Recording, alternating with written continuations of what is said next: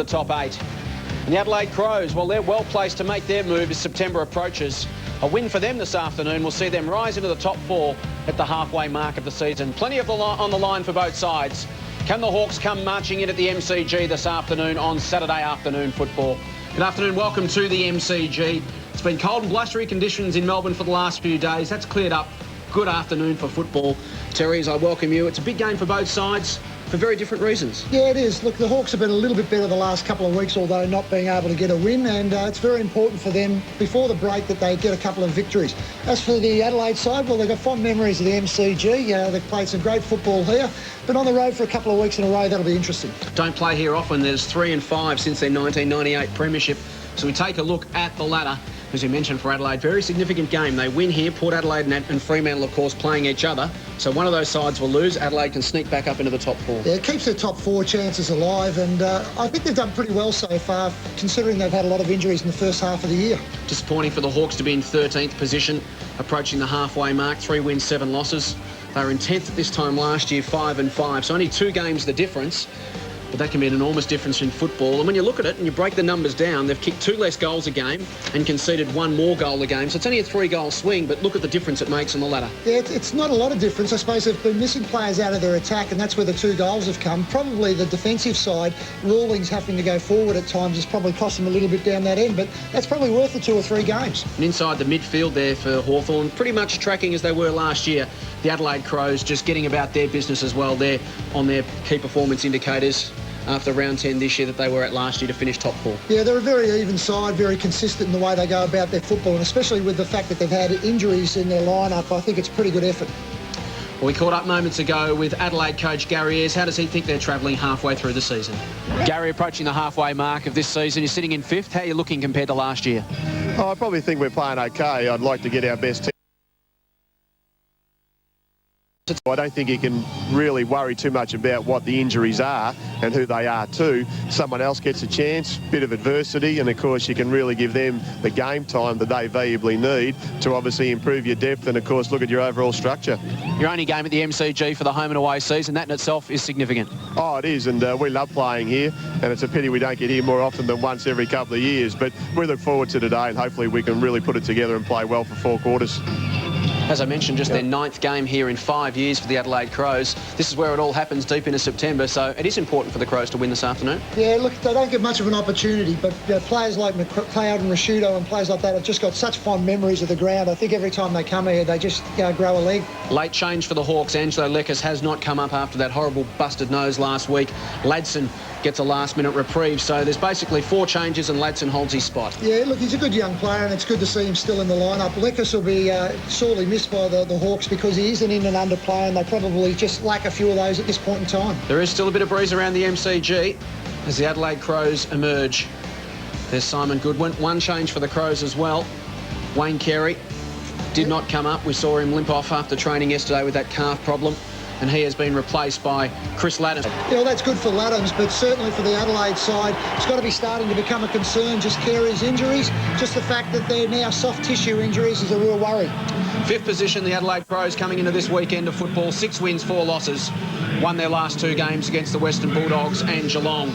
And given their horrid run of injuries in the first half of the season, they loom as sleepers in the second half of the year. Yeah, they've done a very good job. Just their forward line, they haven't really been able to get a structure together at all in their forward line. And even now, it's great to see Welsh back in the lineup, and they're still probably lacking 1 or 2 that they'd love to have in the side. Without Stevens and Carey, Brett Burton back for his first game since round 2 when he injured that ankle. Oh, he's an exciting player. I mean, we wouldn't expect too much out of him today, but if he gets through the game and just starts to show a little bit of touch, that's what Adelaide would be looking for. They've lost Clark, Foden, Burns this week through injury. Matthew Clark, of course, in great form, but an opportunity again presents itself for Red Biglands. Yeah, it does. I mean, Biglands has probably played a secondary role this season, and he gets his real opportunity today, as does Marsh coming into the lineup, so that'll be good for them. But Clark will be sorely missed. He's been a great player so far for the year. Awesome side around the contest, Adelaide, as we know. Number 1 side in clearances this year. Hawthorn, that hasn't been their problem. They're 4th in clearances, so they do win the ball in close. and they actually get the ball inside 50, a reasonable amount as well. But they've just got to get some conversion up forward and just get some real flow and momentum and spirit into their game, get that confidence back. Yeah, well, with Thompson out of the lineup, that's going to be even more difficult for their forward line structure. But if they can match the Adelaide side around the packs and really sort of take it up to Adelaide, well, they're in this game with a chance. And as I said earlier on, I think that they've been on an improving scale over the last couple of weeks. Holland started to find some form, as is Hayes. So they're improving in their performances. They just need to lift it another level. They're ranked 15th in possessions, the Hawks, 15th inside 50 as well. So that's two areas where they really need to work on, just using the football a little bit more positively. But I'm sure, as you tell us, that when you're in a bit of a negative spiral, suddenly you see every time you get the football there's an opportunity to fail as opposed to an opportunity to do something positive. Yeah, it's a confidence factor, and having the confidence to actually get the ball into the centre corridor and play with a bit of run and flow is what Hawthorn have got to try to do today. I think that's the area of their game that's perhaps let them down. They've just taken the easy way out and gone wide and safe rather than playing with a little bit of flair and confidence. But they're playing against a side that has enormous confidence and has enormous flair in the way that the Adelaide team plays their game. Adelaide's won their last two meetings against the Hawks, both at Amy Stadium, by 38 and 44 points. These teams have only ever met twice at the MCG. In the 1993 elimination final, Adelaide won that by 15 points. And then Hawthorn by 31 points late in 2000. And here are the Hawks. 13th position, 3 wins, 7 losses. And as I mentioned, lost their last 4. Irrespective of what happens in terms of final ladder positions, for their own self-esteem, confidence, momentum into 2004 even, got to start turning it around in the second half of the year. If they make the finals, that's a bonus, but at the very least they need to build a platform for next year. Yeah, they do. Look, the players have got to start just showing something for their coach, who we just saw on screen, Peter Schwab. I mean, it's important for him that the side, really does rally behind him and gets going. We see Shane Crawford Club's a wonderful effort, a multiple best and fairest winner at the football club. He's been a wonderful player, but under a lot of scrutiny over the last couple of weeks. Last weekend wasn't his best game of football, but the one thing you know about champion players is they normally bounce back the following week. And it's another milestone in his glittering career, Shane Crawford. 3 best and fairest, 4-time All-Australian, and this afternoon he captains the Hawthorn Football Club for the 100th time.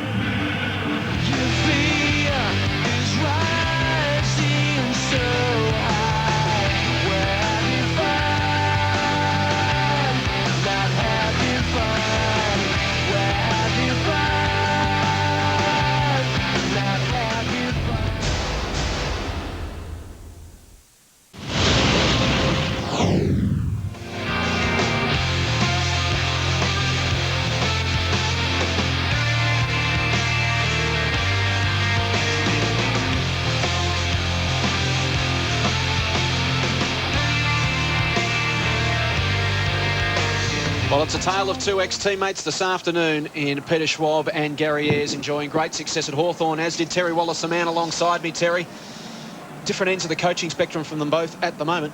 Yeah, certainly it is. I don't think there'll be any love lost between the two today. It's big stakes for both sides, and I mean, I think that everyone that's been in the coaching caper feels for where Peter Schwab is at this point in time, but you've got a job to do if you're Gary Ayres, and all you'll be worried about is winning the 4 points and getting on with the caper. Spoken like a true coach. Another man, former coach of the Tigers. Of course, he played 403 games. He's an official AFL legend. We welcome him this afternoon. G'day, KB, Kevin Bartlett. Good afternoon, Jason and Terry.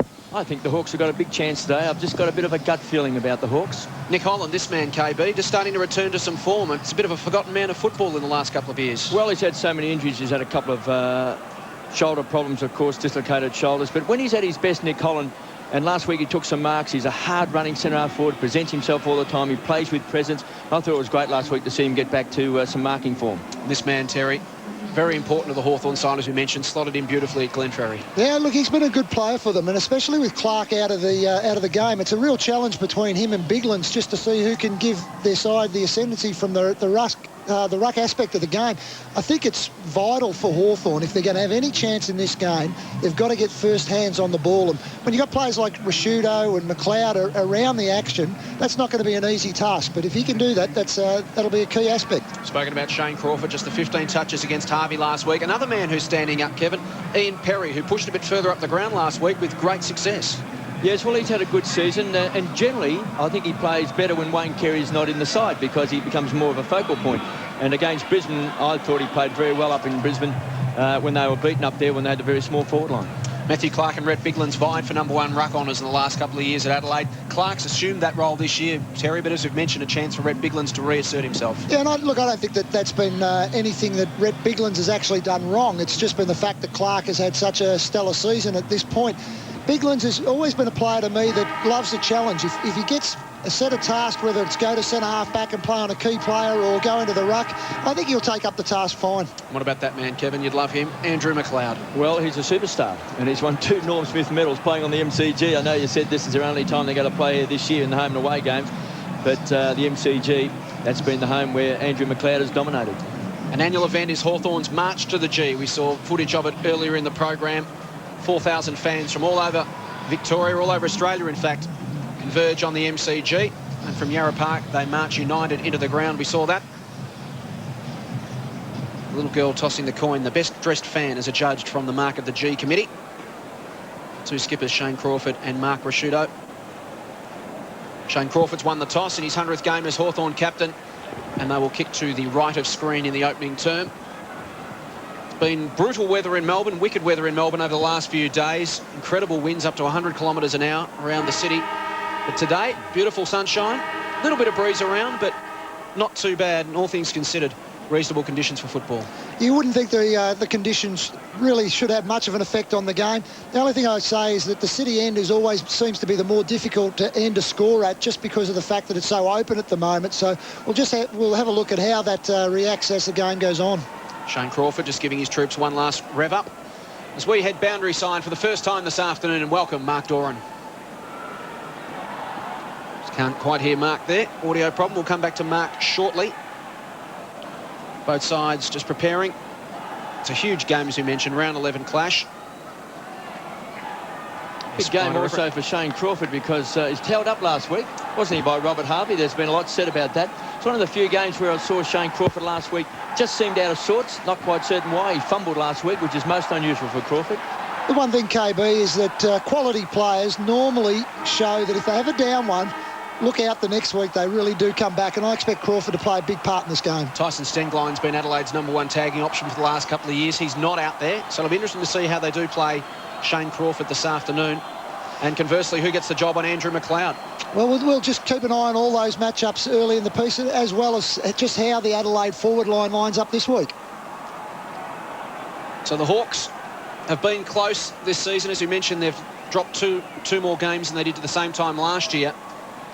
But you just get the feeling if they can put it all together for 4 quarters, generate some confidence and momentum, they could use it launching forward into the second half of the year. It could start for them this afternoon. It's the round 11 clash, Hawthorn and Adelaide at the MCG. Everett in the ruck against Biglan's. Biglan's got the tap. McLeod soccers it off the ground. Gets the ball going forward for Adelaide. Laddams goes deep inside 50. Edwards over the top. Couldn't quite bring it down. The ball goes to the boundary. Well, again, looks like the Adelaide side are going to line up with a relatively small forward line. Welsh and Edwards have started inside 50. Perry looks like likely to play that centre-half forward role a bit higher up the ground. So deep in attack for the Crows. Biglan's works his way to the front. Tried to get it down to Goodwin. Barlow played in defence on Hamill last week. Crawford to Smith. Got boot to ball, but put it out of bounds on the full. So a chance for Laddams. 40 possessions in the SANFL last week with North Adelaide after playing the first 9 games of the seasons for the Crows. Got a last-minute reprieve this afternoon with Wayne Carey not taking his position in the selected side. 421 in his career. 38th game coming up this afternoon from the boundary line. Laddams for an ideal start for the Crows. Magnificent kick at goal. First blood to Adelaide.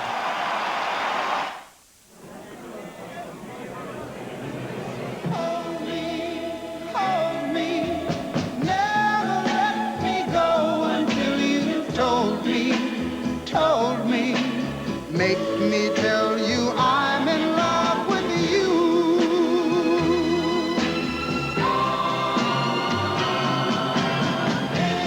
Kiss me. Kiss Double hopped Carlton Sterling. It's the beer lover's light. Stone and Perry, they've been at it. As soon as they shook hands or met before the first bounce, they've been at it. So a little bit of heartburn. Biglan's beaten by Everett. The Hawks just need an early goal, just to lift the confidence. Vandenberg from the edge of the centre square. Kicks wide to the wing. Risciuto is in hot pursuit. Vandenberg goes hard. Followed up the kick. Squeezed up on the boundary line. Finally over the line for a toss back in. Well, he'll want to be right on his game today, Richie Vandenberg, because he's been given the task by Peter Schwab of going with McLeod, so that's a real big job. So Buckley wouldn't be as quick as McLeod. That's one of the problems. Again, a boundary throw in. Bench for the Hawks. There's Tony Liberatore down there for the Hawks, having a great season as coach of the Box Hill Hawks. Of course, coached by Terry for many, many years. Enjoying his new role in game, playing, well, with coaching these days with the Hawthorn Football Club. McLeod, that's where the danger is. To Begley, who's been very good for the Crows since coming across from the Saints. And Edwards on the stretch has marked in front of Graham. 12 goals for the season to this man. It's a very strong mark over his head for not a tall player, and a player that you really look at him more as being a mobile midfield type player coming out of the goal square. That's a lovely mark against a taller opponent in Graham. So the Crows have started well. This for their second goal in just 2 minutes of action. Tyson Edwards from right on 50, leans back, starts to bend it back, and kicks a goal. Operation Stock Take Clearance at Eddie's. Here's an unbelievable offer. Up to 50% off selected floor stock. Everything must be cleared. Lounges, beds, dining suites, entertainment units. Everything must be cleared. This is a genuine once-a-year sale with up to 50% off selected floor stock. Hurry, Operation Stock Take Clearance is for a limited time. Only at Eddie's, 220 Commercial Street East, Mount Gambier. So a great start for the Crows. 2 goals in the opening 4 minutes. Possessions 10-5, so incredibly efficient. Just 10 possessions for 2 goals. Back in the middle. Everett got his hands on it. There's McLeod, wrapped up by Campbell. Crawford in there as well, as was Vandenberg. We'll have a bounce. We spoke about confidence, Terry. It's important for Hawthorn to get on the board early so they feel like can get into this game. Yeah, it is. Look, I wouldn't be too panicky at the moment. You wouldn't want Adelaide to get another 1 or 2. Pachoni, wrapped up by Smart. Didn't get the ball away. Umpire said it was held to him. We'll have another bounce.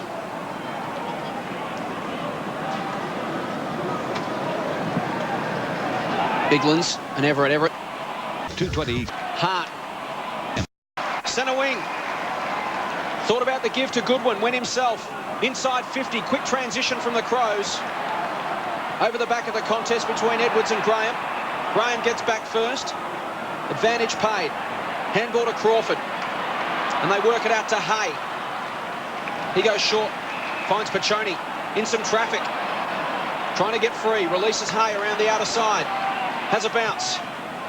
Dumps to half forward, but Bassett just gets into the hole in front of Holland and takes the relieving mark. Then rockets the ball to Massey. Comes away. Goes wide. Finds Gallagher. Wants to set it up short. Going to ground. Got to keep your footing. Chance now. Osborne to Vandenberg. Goes short. Too much carry on the ball. Finds McGregor. Already we can see the Hawks keen to play on, Terry. I reckon the instructions today is take a lot of risks. Back yourself in from behind. That time, good, strong punch. That came from Stone. Taken by Barlow, goes short. Finds Cox. Again, rebound football to Osborne. Short to centre half forward and finds Rawlings. He's taken the most marks this year for the Hawks. Jade Rawlings, too far out the score. Shocking kick. Finds McGregor, who sets it up to Tawney. Just weighs up his options and goes wide. Perry was the target, hits him on the chest. Tyson Edwards on a long, long lead. That's been ignored. Perry just pops it up. And Biglands takes a slips catch. Too far out the score. Smart. It's on the front edge of the goal square for the Crows. Edwards also just lurking. And Goodwin. So they've got some big guns in the square. Smart from behind. Couldn't take it. Edwards, the danger man. Had it and lost it. Lanhams pushed off his opponent. Risciuto smothered off the boot. Crawford with strength, crashes his way through, trying to lift the Hawks today. Vandenberg, a strong player in the clinches, goes wide. A good shove out that time by Rawlings, can't take it. For a toss back in. Well, I think you're right, KB. I like the style that Hawthorn are trying to get going. They've got more run in their game today, but they've just got to be able to hit their targets. If you're going to play a possession game of football, you've got to be able to use the ball on the way through. Everett and Biglan's on centre wing. Everett getting his hands on the ball first. Vandenberg got the job playing on McLeod with strong arm tactics. But it's a throw. So Gallagher's got it. He's on the edge of the centre square. The Crows open with 2 straight goals. The Hawks yet to score. Welsh on a lead in front. Pushed under the contest. Recovers well. Rockets off the ball. Try to find Begley. Too much carry on the ball. Osborne quick to recover. Paccioni runs hard. It was a look-away handball. Caught Osborne by surprise. Coming through strongly that time was Hart. It was a hard attack. Taken away by Begley. Goes short. Marking out in front is Welsh. Chance for the Crows to go forward through Smart. To Bickley from 65. Attacks the square. Perry and Edwards there. Edwards lurking at the back. Fortunately for the Hawks, it spilt to the front. Cox to Crawford, to Graham. He's under pressure.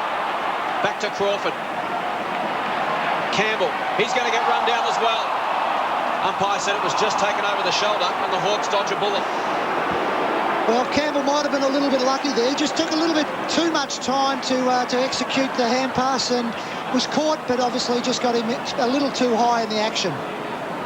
So Campbell, inside his own defensive 50, just gets up a little bit gingerly. Bit proppy. Wants to go short. Finds Smith. Second touch for Joel Smith. Crawford leads the game with 5 for the Hawks. Cox, Osborne and Vandenberg with 3 apiece. While for Adelaide, Begley, Bickley and Gallagher all have 3 possessions. Smith towards the wing. Paccioni tried to work Begley under it. Socket off the ground by Cox. It just pitches inside the boundary line. We'll have a throw in. Well, set boundary side. Here's Mark Doran. Campbell coming off the ground, Jason. He went down just a few seconds before that last clash we saw. The doctor came out. He said he was OK, but gone now. Biglan's a tap. Goodwin gathers just inside the boundary line. High ball. And Vandenberg stands underneath it. There's Goodwin.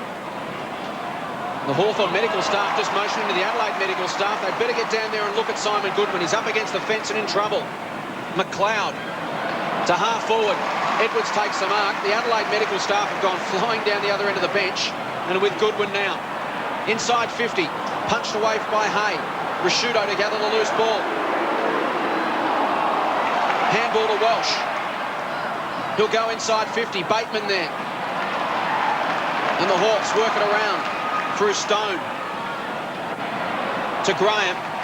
Now Goodwin hasn't actually come back onto the ground, so they've had 17 men. The man who did just come on is Doughty.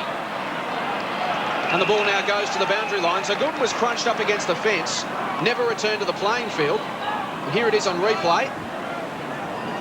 Just put off balance. And landed heavily in the fence. Doughty's now come on to replace him as we head to Mark Doran. It's that right shoulder of Goodwin. You could see it there just get crunched into the corner of the fence. It's actually cement up against the advertising hoardings, and they were playing with his shoulder, now his wrist. So that was put out to break his fall. If we can just see it, there's the hand there, breaks the fall, might have got caught in amongst the cement. That is not good news. Everett to half forward. Cox did well. Beat his opponent in Begley. Paccioni releases Rees. He can kick to the goal square. Holland wrestling with a couple to beat. Hart almost a spectacular mark. Still alive for the Hawks at ground level. Bassett wrapped up in a tackle. We'll have a bounce 20 metres out from the Hawthorn goal. Well, we just had Jade Rawlings there who was calling out why he didn't get a free kick. He put his hands over the ball and the Adelaide player just really lunged at the ball with his feet. I think he was very unlucky and had every right to ask the umpire why it wasn't paid. Just 20 metres out from the Hawks goal. Just a goal to lift the confidence, but taken away by Tawney. He's been picking up Crawford. Rockets the ball back, and Smith backing back. Takes it for the Hawks. Again, it's just rebound football, like throwing a ball against a brick wall for Hawthorn. They want to keep the ball moving. They're trying to get something going, the Hawks. Bateman kicks the ball in. Campbell-Brown couldn't take it. Tapped down that time. Was clever play. Massey does well. Finds McLeod. Dances on a dollar. And then with great vision goes wide. Barlow very quickly on the scene, crunches Doughty.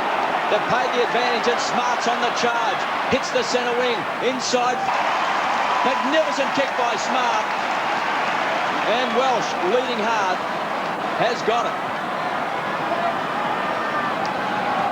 You can see the angle, it's tight. He'll be shooting from outside 50. 3 goals for the season.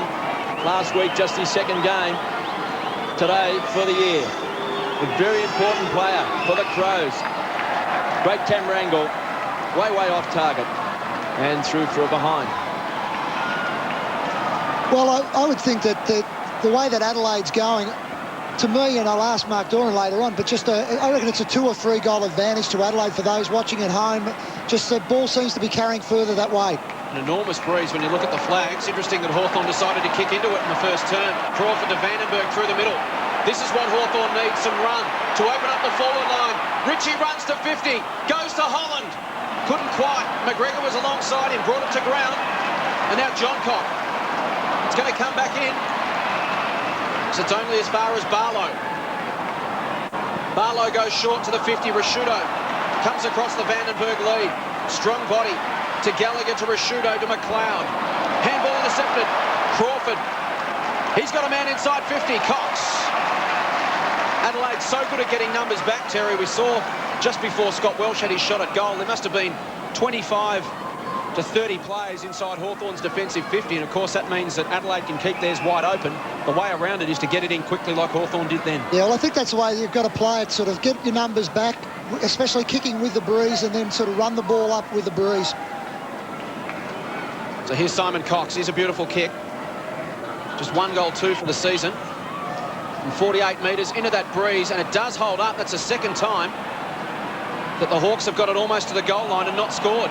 Dixon flips it back to 50. Pachoni committed his body. Got it to Reese. Kick partly smothered. Tallis. He scrambles one forward. The bouncing ball eludes a couple of Crows. Brown back to Tallis. Snaps. Misses. That is a brutal breeze down there as we head down to Mark Doran. Jason, Simon Goodwin now with ice on the wrist. They suspect that it might have been broken or fractured. He has been able to just stretch it a little bit. As you can see, that's where the point of contact happened. The pain he was in there, he still is in pain. But the good signs are that he's able to stretch the hand. He certainly won't be taking any more part in this match. See him looking straight at his wrist as he landed then. Here's Osborne off the pack. Hawthorn having a good couple of minutes, but they need to convert on the scoreboard. Bassett, the punch. Pachoni, the crumb. Evades Begley. Handball. Osborne, the overlap. Bateman, 35 out. And again, they tug it to the right-hand side for no score. So they have had some deep attacking forays, Terry. I think they're playing okay. I don't think there's a lot between the two sides. If they can go in a quarter time only a couple of goals down, it's definitely scoring in the other way. McGregor to Edwards. Only as far as Everett. Important hand on it. Here's Graham. And he goes towards half forward. The kick just sat up, and it's picked off by Andrew McLeod. Got to play in front because the ball will drop short. McLeod was clever enough to do that. Tawney just ambles away. Look at that kick. Monster kick. Plenty of carry. That'll hearten Peter Swab because the Hawks have done well in this first quarter. You just got to look at that kick and say that it might actually be a 3 to 4 goal breeze, KB. It's a monster kick. And you can see the ball holding up when the Hawks go forward. They are trying to run the ball. So the Hawks only won the 3 games this year. Constantly in the news. Lack of effort, lack of performance. Here's a chance. Pounce on that time by Gallagher. High ball to the square. Getting back is Graham. And he marks. The veteran. Game number 194 today. Back in the side after being dropped. Can be a very important player. Such an attacking defender. This is a wild kick. And he's kicked the touch. Breeze helped on that occasion, KB. Just held it up. Well, that's the area of Hawthorn's game. They've just got to pick up at the moment. I think they're playing good football as in winning possession of the ball, but they've given it back too often in the first part of the game. So Everett comes charging in. He's got Marsh to beat. Got his hands on the ball. Was pinched by Tyson Edwards. He's pulled it and through for a behind. 1-1 to Tyson Edwards, 2-2 to the Hawks. They lead by 13 points. Just under 7 minutes left. Cox to bring the ball back. Finds Crawford. Possession number 8. The run comes from Hay. That'll bring a smile to the Hawthorn fans. Jonathan Hay charging out of defence. He was looking for Brown, going in very hard. Couldn't quite take it, was Rawlings. Cross centre wing, Piccioni. Playing against his old side. Vandenberg's been handy in this first quarter. Ball dropping short, pushing out that time was Dixon. Didn't get picked up, kicked off the ground by McLeod. He'll need support. Coming hard was Holland. McGregor playing in front, and McLeod cleans up. The champ comes away from half back. Those loping strides, and then a punishing kick. Magnificent kick. Finds Laddams. Onto that trusted left boot. Spots it. Targets Begley. Beautiful kick. Great play by the Crows. Well, one has to ask how Begley and Welsh were both sitting inside 50, virtually with only one man between the two players. And you just wonder how they got that clear. Great play by McLeod. He picks up a metre in about 3 metres, and he's just a wonderful player. And Begley's been a terrific pickup from St Kilda as well. Nathan Bassett just getting the dislocated finger snap back in, KB. Doesn't hurt when you're just watching. 48 metres out with the breeze right across the face of goal and through for just a minor score. I reckon I'd miss about 4 weeks if I had an injury like that, Terry. I'd be calling in sick. AFL footballers just get it snapped back in and away they go again. Don't kid yourself, Jason. You missed 6. Hasn't kicked a goal this year, James Begley, so maybe he's got the yips. So Cox to bring it back into play. Hard to get much penetration from fullback this afternoon into that howling gale. Graham over the top takes the mark. This is where Hawthorn need to break hard and run it forward because they can't kick long into the breeze. Smith shut down. Crawford back to Graham. Great pressure from Adelaide. A full court press, if you will. Barlow played on. Umpire said he didn't. Very fortunate. Lucky. Goes short to Graham. Again, they're going to try and run the football. It's the only option into the breeze. Bateman. Past Cox. Tallis taken to the line by Laddams. Adelaide are playing the breeze very, very well, Terry. They get it, and obviously they use it to their advantage by kicking long, open forward line, and then really pressing hard up the ground to make Hawthorn work hard into it. Yeah, but they haven't really put it on the scoreboard yet. I don't think 2 goals is enough with the breeze that they have. Mitchell flips it over the top to Bateman. High up and under. Will almost come back at him in this win. Rawlings harassed by Bassett. Mitchell on the bottom of the pack. Will have a bounce. Is there any logic at all into kicking into the breeze in the first term, or would it be a case that Shane Crawford wasn't sure which way the breeze was going? Oh, no, look, I just thought that perhaps what they said was if we could be really competitive early in the game, and then as the game settles down, then we've got 2 goes at it. Ever at the tap. They just hope the breeze doesn't swing around in the meantime. Barlow. Begley taken down. Ferocious tackle from Barlow and Mitchell. And the Hawks have been scrapping in close this afternoon. Clearance is 7-6 in favour of Adelaide. Robert Campbell, we mentioned, was ginger earlier in the quarter. Came off, saw some medical treatment and is now just hobbling around the boundary again. We'll hear from Mark Doran shortly. Cox slaps it inside 50 for the Hawks. Gallagher first back onto it. Uses Bassett. He goes by hand to Hart. Towards the outer wing. Marsh brought it to ground. Crawford gathers. Flips to Cox. Cox by hand to Vandenberg. Been prominent, 7th touch. Inside 50. Chance for the Hawks. Osborne couldn't quite. Piccioni at ground level. Ferocious second effort from Gallagher. First the spoil, then the tackle. And saves the day for Adelaide. So James Gallagher leads the game for the Crows with 8 touches. Crawford. He's set upon by Rashudo. Taken high. And the skipper will line up for his 11th possession for the quarter. Had just 15 for the entire match last week. He's back to his best. That kick will drop almost straight. Rawley's got hands to it. John Cock at ground level. Over the top of it, Massey. Arm pinned by Dixon. The near-perfect tackle. 10 to 15 metres out from goal. The only question, prior opportunity. No, I don't think there's prior opportunity. I think that's a correct decision, and all you can do is ball it up. Geez, that ball held up, KB. It did. It goes to show you, if you play in front, that's the first thing you've got to do, kicking down towards the city end. So a chance for the Hawks. A goal against the breeze. They've battled hard. They've been strong in the clinches. There's Mitchell just trying to burrow his way out of trouble. Sam Mitchell for Hawthorn. Strongly built. And he has been very good in this first quarter. In fact, the Hawks have really attacked the ball. Bassett goes to the ground.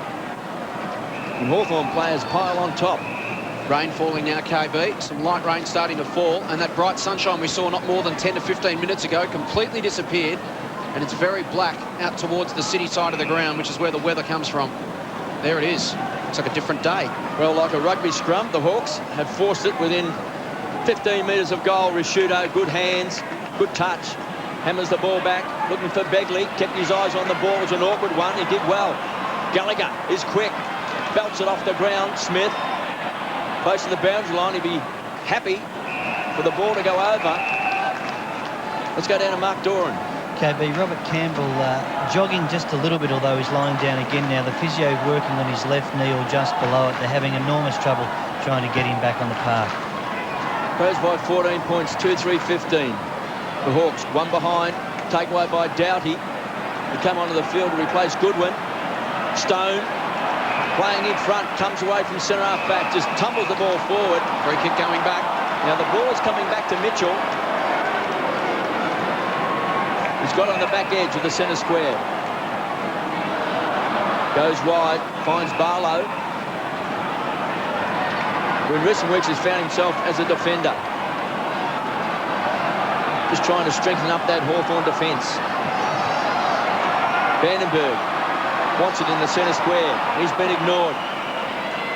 So Barlow gets the hurry up from the umpire, goes wide. You can see the ball very difficult in the blustery conditions. Taken away by Piccioni. Finds Bateman on the charge. Outside of 50, into the pocket. Too much carry that time for Dixon. And again, a boundary throw-in just 30 metres around from goal as Campbell gets some attention. Well, the Hawks have been in this position about a half a dozen times. If they could actually just pinch one now before quarter time, it would be it'd be probably worth 2 or 3 goals to them. So Everett's come up for the ruck work. Marsh as well. 2 giants of the game. The ball again will also drop short from the boundary throw-in, so you've got to be smart. Tawney been very good since coming across from the Tigers. So the seconds are going to drift away here for Hawthorn as Tawney goes wide. It's a good kick because Hart can run onto the ball. You'll get support from McGregor. Feints the handball. Goes wide. Welsh is the target. Close attention from Hay. Forced over. We've got a boundary throw-in. With 10 seconds left on the clock, they're going to have to turn the lights on shortly. It is getting very, very black here at the MCG. Last 10 seconds of the quarter. Wide open forward line for Adelaide if they can win a clean ball. Smart tried to. Barlow got hands on it. Works it forward. Brown dives on top of it. Wraps it up. And it's quarter time at the MCG. We just tuned in and looked at the scoreboard. It's Adelaide 2-3-15. Hawthorn 1 behind, but Terry, not necessarily all that bad a result for the Hawks. No, look, I don't think it was. I thought it was a pretty even quarter. You would suggest that 2 or 3 goal win should have Adelaide about that far in front. They've done a reasonable job, the Hawks, to hold them up after giving away 2 goals very, very early in the piece. But now we'll find out where it sits by half-time. Well, the conditions are testing. It's going to be an intriguing battle. Stick with us. Quarter time, it's the Crows by 14 points.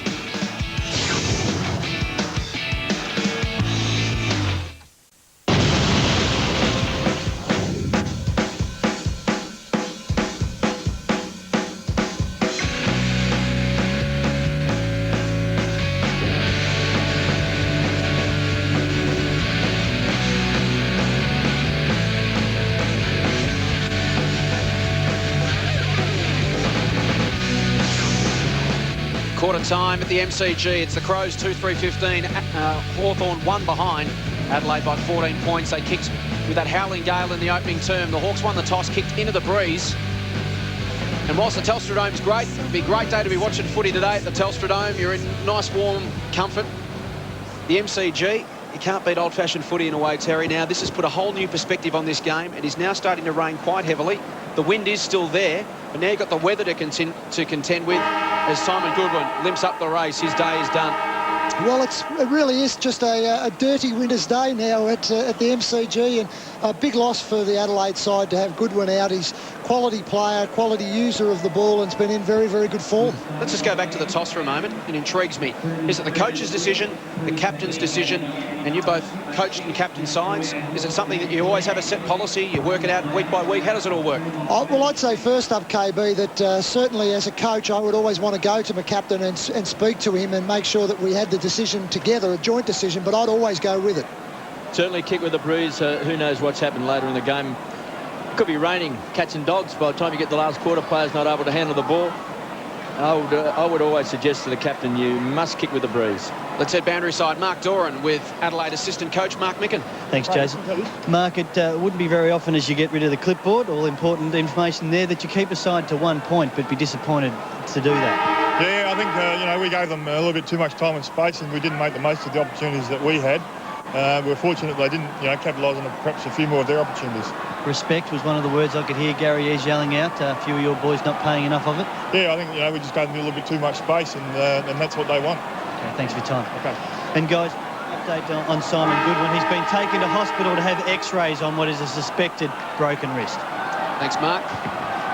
Adelaide by 14 points, and conversely, it's not often you kick 1 point for the quarter, but come away at quarter time feeling all right about things, and that's where the Hawks would be at the moment. Now they've got the wind. Can they use it? Welsh. Goals into the breeze will be absolutely vital this afternoon. Hay comes crashing through. Good to see that in his game today. Just starting to grow in confidence, tucking the ball under his arm and running, and that's when he's at his most dangerous. Yes, it is. He's been better over the last couple of weeks. Psychologically, Adelaide can do some real damage here if they actually kick the first goal in the game. I think that would really hurt Hawthorn. Hawthorn need to get on the scoreboard. Everett and Biglands. Biglands, the tap. Going nowhere, really. They pile in on top of it. We'll have yet another bounce alongside the centre circle. Well, they've got Holland and Dixon in the square, and they've got Rawlings at centre-half forward. You would think if Hawthorn can win enough of the ball and just belt it down to that hot spot in front of the goal square there, they can kick a few goals in this quarter. Super opening term from this Cox. Fists it forward. And as far as Begley, touched off his boot. Plenty of Hawks around this one. Cox again to Smith. He can thump it long. Rawlings works his way to the front. Hart with the defensive spoil. Ball to the line. So we'll see a change in game plans, Terry, where Adelaide will have to run into the breeze and Hawthorn can thump it long to their own advantage. Yeah, already we've virtually seen McLeod playing a kick behind the game in the opening minutes. He's just got to sit back across the half-back line as much as possible. Intriguing tactical battle this afternoon. Cox inside 50. Rawlings couldn't quite bring it down. Here's Dixon at ground level. Gathered by Rashudo. Kicks to open space. Edwards works hard to get there. Barlow, the body pressure, brought it to ground, did well. Little flip over the top. Bateman, back to Barlow. Another handball inside to Vandenberg. Releases Bateman, sold him into trouble. Ditto Rawlings. Slaps it inside 50. The Crows with numbers. Bassett charging through. Handball, beautiful gather on the half volley from Rashudo. And the Crows are away. Begley to Bickley. Burton tries to spin out of trouble. Releases Laddams. Bounces it to the goal square. Bounces it through for a goal into the wind. A big goal.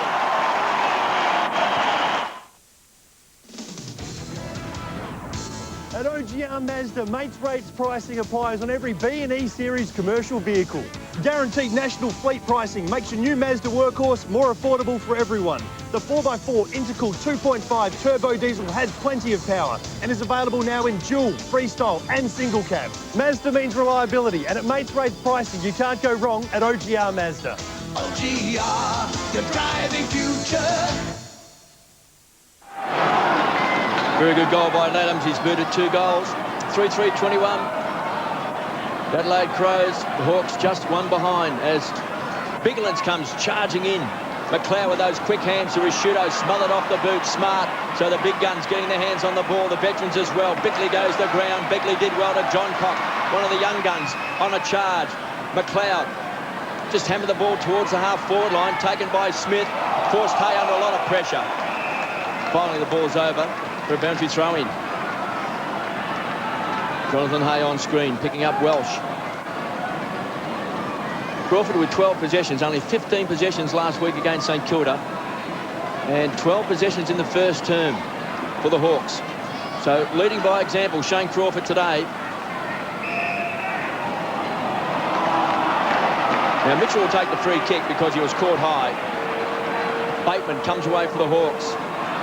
Kicks long down towards the half-forward line. John Cock worked his way to the front. McGregor, a much improved player at centre-half back, happy to step over the line. It's interesting, KB, that the Adelaide side have put Matner on Crawford.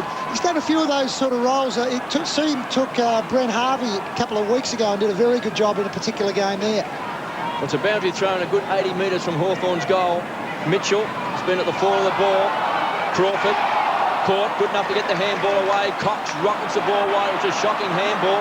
Didn't hit a target. Barlow was under pressure. Smart kicks it off the ground. Chance now. Pounced on by Joel Smith. And from 50 metres out, Joel Smith kicks a goal.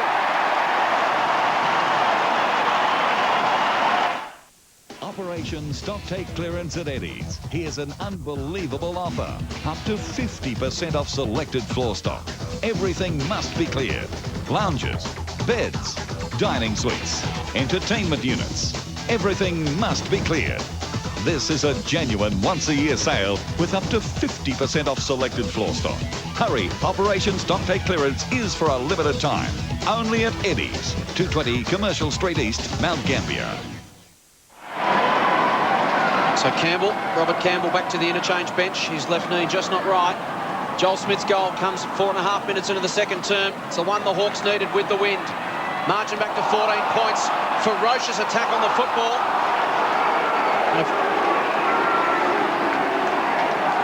And the Hawks just playing with renewed vigour. Campbell Brown and Chris Massey. There's Everett and Biglands.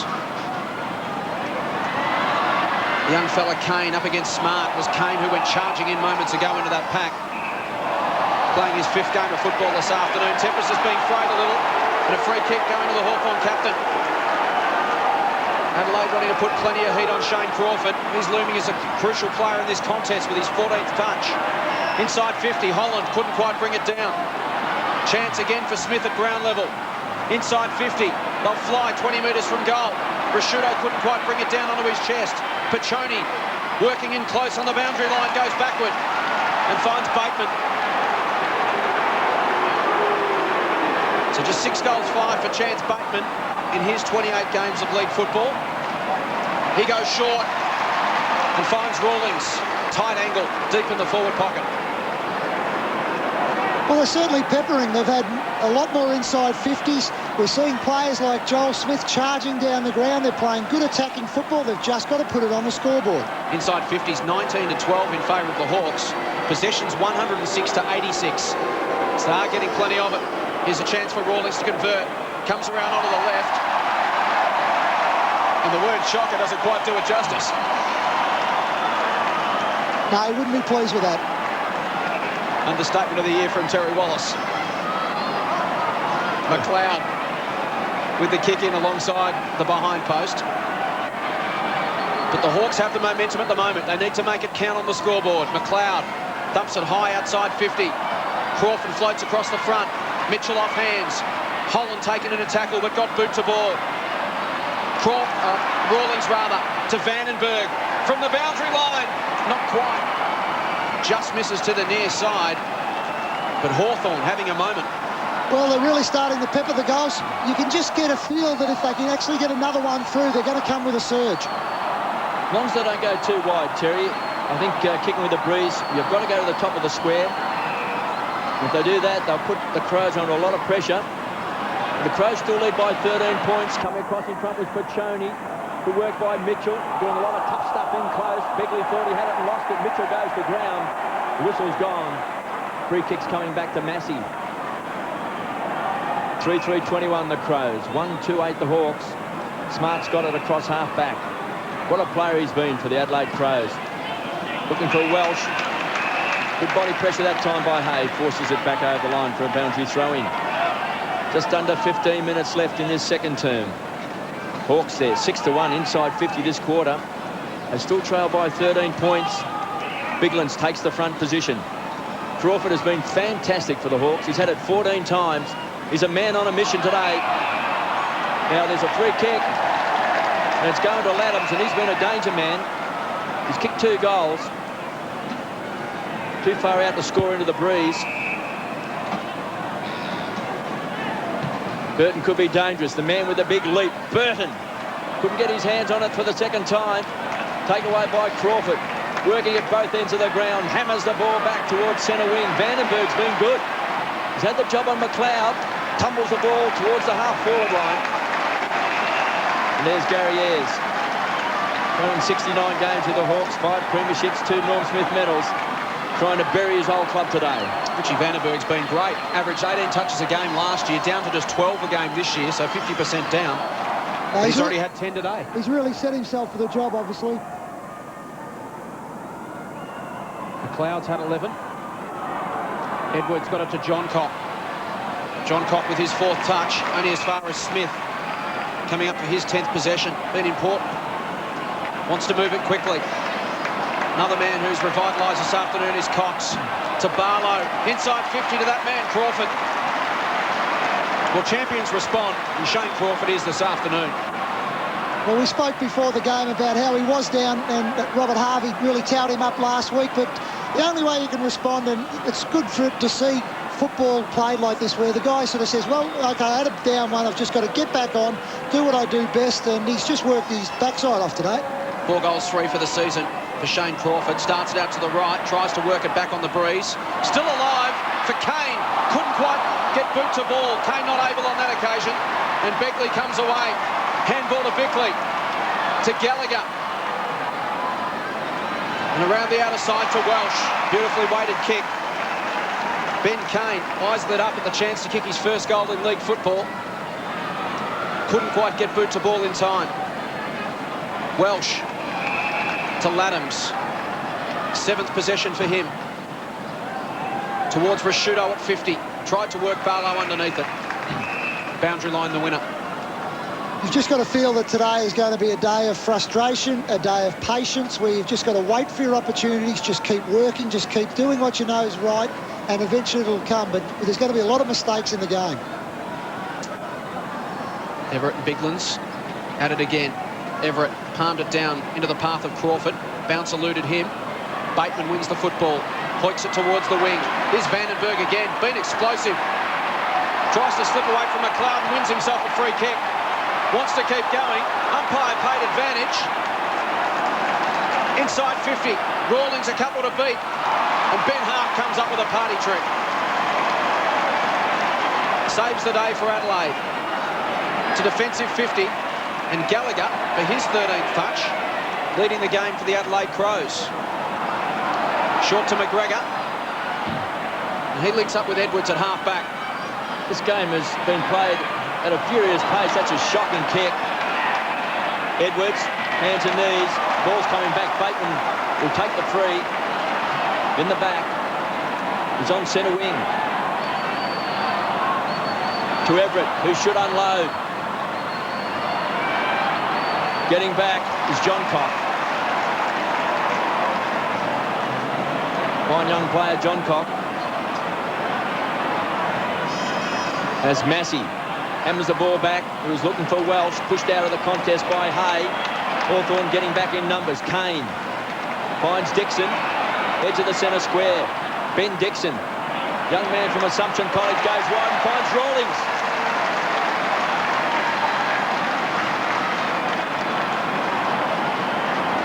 Jade Rawlings has been a gun player this year for Hawthorn. It's been a down year so far. He has booted 14 goals. And he's been a shining light up forward. Well, the way it's set up at the moment, the Hawks are going to eventually get through. Adelaide have got all their blokes back in the defensive 50. Hawthorn have got all theirs across the middle of the ground. So it virtually makes it stay in that half.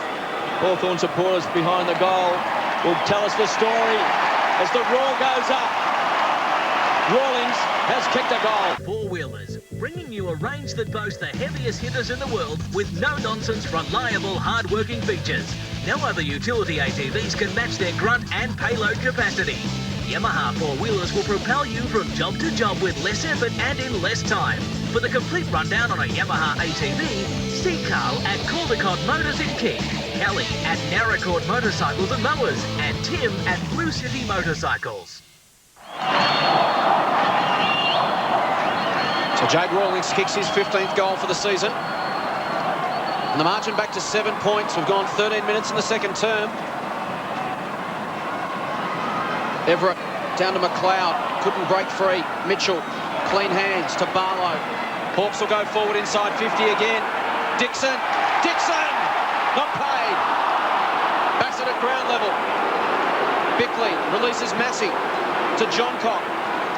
Back to Massey, and the Crows want to run it round the outer side. Handball to Hart. Now it's Hawthorn putting the physical pressure on. Hart goes looking for Edwards. Dangerous kick. Great intercept from Barlow. Hawks have got their tails up. To Bateman. Takes Smart on by foot. Runs to 65. High ball to the goal square. Rawlings at ground level. Johncock taken down by Crawford. Ball still alive. Rawlings kicks Smart off the boot. Dribbles through. How good was Shane Crawford then? He's so desperate today, Shane Crawford. He has been fantastic. 16 possessions. The tackle then, and then clever enough then to tap the ball, virtually tunnel ball the ball back. Gave Hawks a chance. He's playing a real leader's game, and that's what you expect from your captain. Last week's performance certainly snapped all the focus on Shane Crawford back onto football, which in hindsight could be a very good thing for him. Bateman to Mitchell. Socket outside defensive 50, only as far as Bateman again. He's inspired in the second term. To Ladson. Ladson to Paccioni. Wheels around onto the right, Paccioni. He misses to the left-hand side. Up behind. Hawthorn player down. It is Bateman. He's been everywhere in the second term. Johncock also slow to get up. It's been a physically punishing game from both sides. Adelaide have come out to test the Hawks physically. Hawthorn have been happy to oblige. Bassett to the outer side. Dixon and Kane. And the ball goes out of bounds. My point about Shane Crawford, not so much that his focus has not been on his footy, Terry, but the rest of the football world's been looking at other things Shane Crawford's been doing. This week it's all been just about Shane Crawford's football. Yeah, that's right. Look, he's probably been down over the last few weeks on his normal form, but he's had a great season all the same. Outstanding this afternoon so far. 16 touches for the Hawthorn champion. Free kick on the ruck, and it's going to Spider Everett. Goes inside 50. Holland and Rawlings, a tall timber. Free kick. Push. Hawthorn. It's going the way of Nick Holland. In fact, it's coming back to Rawlings. You can see it there against Ben Hart. So Jade Rawlings with the enormous breeze behind him. Pop this one up and give it a ride as Hawthorn make a double change. Paccioni and Kane off for Tallis and Osborne. The ball's with Rawlings. Could put the Hawks in front from right on 50. Starts it out to the left and misses. 1-2 now to Jade Rawlings. The margin back to 4 points. We played 17 minutes in the second term. There's Paccioni walking around the boundary line. Along with Kane for the Hawks. Bassett to bring the ball back into play. The Crows by 4 points. Bassett trying to pinpoint it. Does well, finds Hart, who's so quick. Youngest player ever to play for the Crows, does well, finds Marsh. He's on centre wing to the half-forward line. Burton's the target. The Birdman couldn't quite take it. McLeod came through hard. Risciuto tumbles the ball to the square. An unlucky bounce that time from Adams. Pushed back over the line for a behind by Campbell Brown. Adelaide seem to be set up just a little bit better at the moment. They've gone back to a six-man forward line. They were playing almost with a loose behind the play, but that was allowing Barlow and Smith to get free too often, and they were setting up the Hawthorn from the half-back line. Adams has 2 goals for the Crows, and Tyson Edwards 1. And for the Hawks, goals to Joel Smith and Jade Rawlings.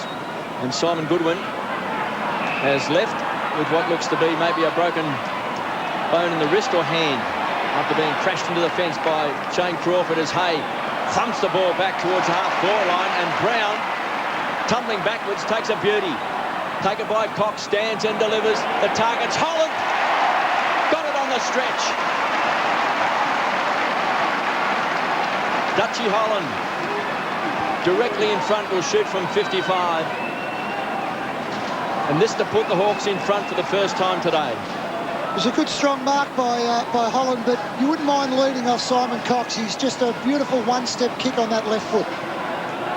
3 goals for the season. Holland leans back, unloads, hammers it home. Hawks in front.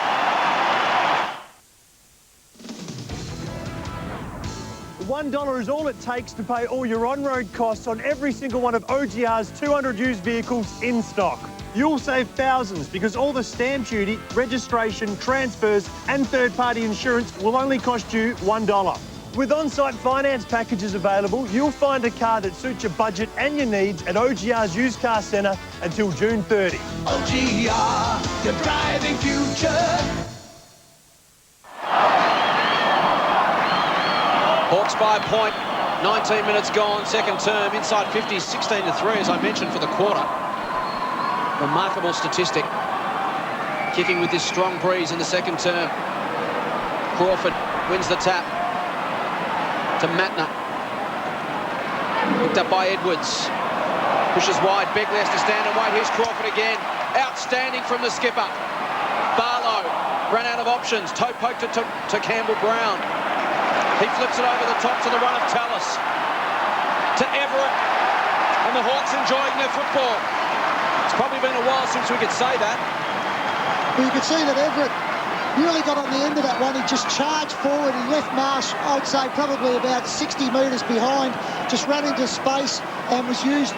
The thing that Spider Everett is, he's just such a good finisher. This is just a vital goal for the Hawthorn side. It's a chance for the Hawks to push forward. They've broken even after 20 minutes with the breeze in the second term. Everett from 50. Likes it off the boot. Claps it through. Hawks by 7 points. Well, it's come with a run, Terry. As we mentioned early in the quarter, they were feeling their way, trying to slowly build the momentum. And now they've unlocked the shackles and they're away. Yeah, well, they are. Once again, Barlow was the initiator of that first action. He's been very good. Crawford out in that wing, just his attack on the football was just wonderful to watch. They're playing with a lot of spirit. They just look likely. The next 5 or 6 minutes is going to be vital to break the game open.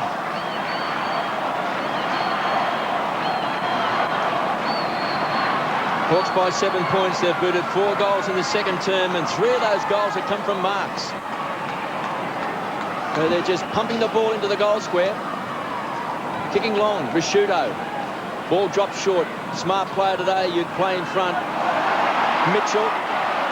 Been great for the Hawks. Won a lot of tough contests as the ball bounces over for a toss back in. Just under 6.5 minutes left in this second quarter. They're big numbers, KB, on some of the Hawthorn players. Crawford 17 possessions, Barlow and Bateman both 15. Gallagher's 13 and McLeod 11 leading possession winners for the Crows as Risciuto trying to lift the spirits. Goes wide looking for Laddams. Let's go down to Mark Doran. KB, Chance Bateman has just come off the ground. You can see him there getting some treatment. I think he's basically been winded, but they're looking at his ribs. So already with Robert Campbell struggling to come back on, could be a vital blow to the Hawks. Everett, inspired after that last goal, was looking for Crawford. Couldn't take it. Perry, good hands. Gets the ball across, finds Gallagher. Bouncing into the square, bouncing. Kicked off the ground by the Birdman. He's got it. Clever play by Brett Burton. The ball bouncing in the goal square. Here's McLeod, just didn't quite get the high bounce he wanted, but clever play, quick thinking. And Burton has kicked a goal. Well, they've just been real opportunists today, Adelaide. Every time they've gone forward, they've managed to be able to manufacture a goal.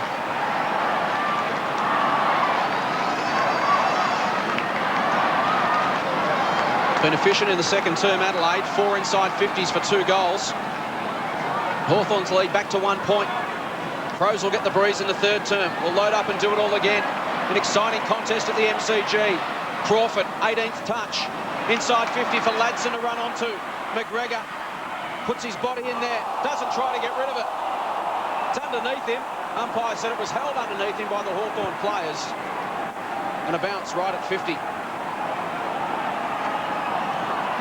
Crawford, Barlow, Bateman for Hawthorn, the three leading stat covering some aggressive form. The Hawthorn midfield benefiting from it this afternoon. Rashudo over the top of it as Bickley watches on. Yet another bounce. And it is important when you look, Crawford, Barlow, Bateman, Cox, Vandenberg, Mitchell and Smith have all had double-figure possessions, Terry. Last week, Hawthorn had just one player with 20 or more. That was Pachoni. So they're spreading the workload this afternoon. McLeod emerges from the congestion. Sets up Massey. He thumps it inside 50. Perry tracks back with the flight. Awkward bounce. Welsh slaps it to Laddams. He's a sharpshooter, Laddams. Didn't come off the boot at all well. And a lost opportunity for Chris Laddams. 2 goals, 1 for him this afternoon. And scores level as we approach the 25-minute mark of the second term. Enthralling contest. Well, he's done well for a man who's come in to replace Wayne Carey. Kicked a couple of goals. It's been a handy replacement. Yeah, been good. Just watch a replay of him there and just saw how much his jumper was blowing. The breeze is very strong. Cox straight up the middle to Smith. Mitchell has to stand and wait, and does. 12th touch for him to the run of Barlow. Off the front edge of the centre square. Thumps it long over the head of Everett and through from behind to Chris Barlow. But as we see, that kick's gone 65 metres on the breeze, Terry. He's been outstanding, Chris Barlow, coming off the half-back line. He would have probably been disappointed that it didn't finish with a goal. Bassett's got it. The Hound goes wide, drops it in short, finds Massey. He's been handy today across half-back. Hasn't yet really got himself a permanent position on the side, and Welsh on the stretch takes a great grab. Ward's centre-half forward, test the strength. Perry taken out of the contest that time was Tawney. To the square, playing in front. Burton caught behind. Holland kicks it off the ground on the full.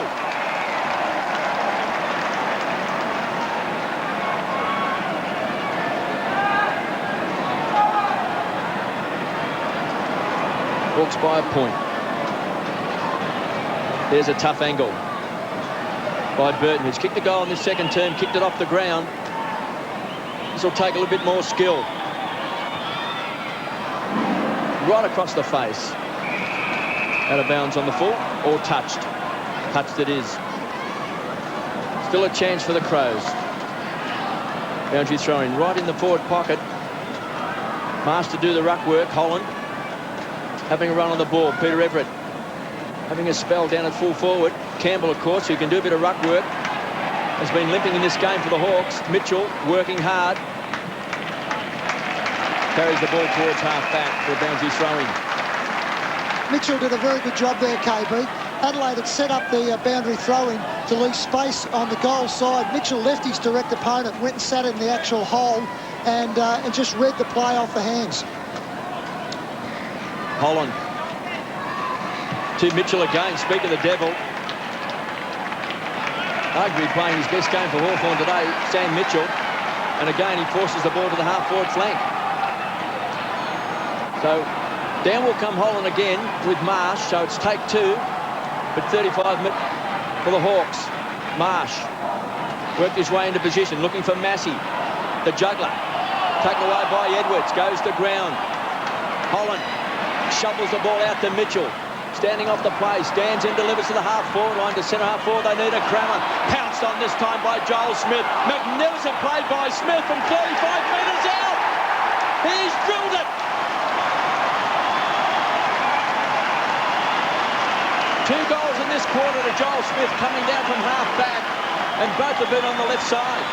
Well, that's the Joel Smith I like to see. I just think he's such a better player when he's allowed to play a free-flowing game, running down the ground. Just seems to be getting his confidence back in his game, and that's a tremendous goal on the left foot. Just nice poise, was tackled, didn't panic, just got himself balanced and kicked the goal.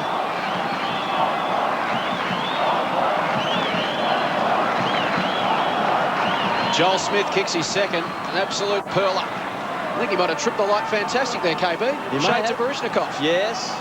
Quick footwork. Marsh the tap. Prosciutto the free kick. 12th touch for Mark Prosciutto. Goes out wide to McGregor. Tracks back, takes the mark, despite the pressure from Crawford. McGregor 6th touch. Will go inside 50. Huge pack of players. Graham flew high. Hay almost brought it down. Barlow. The Hawks are away. Here's Mitchell again. Been creative this afternoon with his 16th touch. Just kicks it out wide. McGregor. Brown will have 2 to beat. McGregor will try to keep it in. He's got a man in support in the end. Forced to take it to the line. Less than 2 minutes remaining. The Hawks have it 85 metres from their own goal. Good chase from Campbell Brown. Everett got a palm on it. Prosciutto at the bottom of the pack. And another bounce. Clearances 21-19 in favour of Hawthorn. They'd be pretty happy with that result so far. They've been very competitive in that area today. It's been a real improvement. Inside 50, 34-18 in favour of the Hawks. Remarkable. Doughty just shows how efficient Adelaide have been. Gone inside 50 18 times for 4 goals. The Hawks have gone inside 34 times for 5 goals. Well, there's 2 ways to look at that. You either have a situation where you say, if you're Hawthorn, if you can repeat that in the second half, they can't beat you. But the other problem is, if Adelaide start getting their hands on the ball, you know they can score. Doughty can't emerge from the congestion. We know that's Adelaide's game plan, is to win it in close and then explode in all directions into open space and use their foot speed. The Hawks have been good enough to shut them down in close this afternoon. It's very unusual to see Adelaide have such a small amount of inside 50s. Marsh towards the line, Mattner and Crawford. Crawford keeps it alive, only as far as Massey. Uncertain of his options, under pressure up against the line to Begley. There's Crawford. Might just have a corky, we'll keep an eye on him. To Marsh. Cox did well, created a contest, kept it alive. The ball goes out of bounds. There's Shane Crawford. Limping. Well, that would be terrible luck.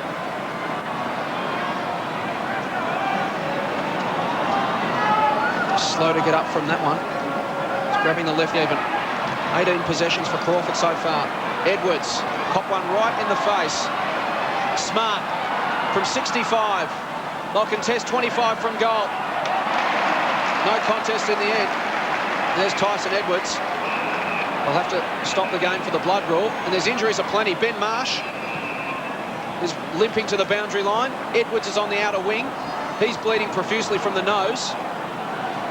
So we'll stop play for Tyson Edwards' blood rule. And here's Marsh. Crawford's on hands and knees as well, on the outer side of the ground with a trainer beside him. Seems to be the left side of the knee, the left knee, as Marsh is carried off. So here's Edwards. Just copped an accidental elbow or backhander there from Mitchell, I think it was. Marsh being carried off. He did his himself. Mitchell had blood coming from him as well. He's just come off the ground as well, so we've got him everywhere. Ladson, half back.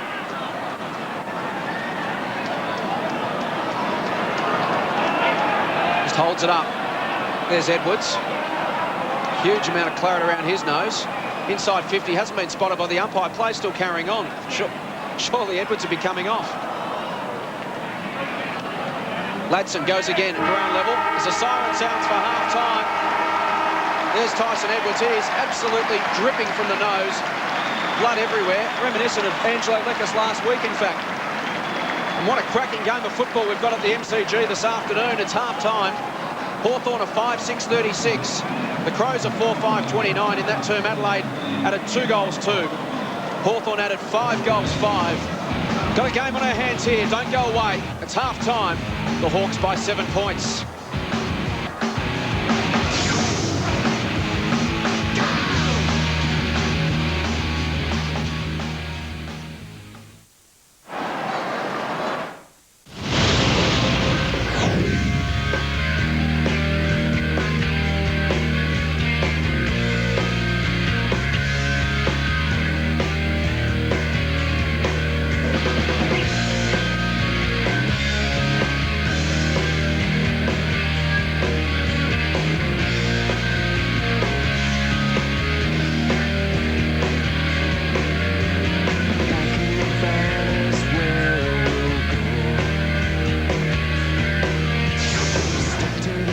Half-time at the MCG in an entertaining scrap, it really is.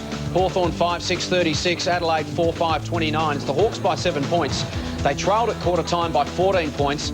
Adelaide with the first 3 goals of the game before Hawthorn got on the board 4 minutes into the second term, courtesy of Joel Smith. He's got 2 goals. And Chris Laddams has looked very dangerous up forward for the Crows. He also has 2 goals in this game, which has been played in very trying conditions. Very strong breeze, Terry. Adelaide had use of it in the first term.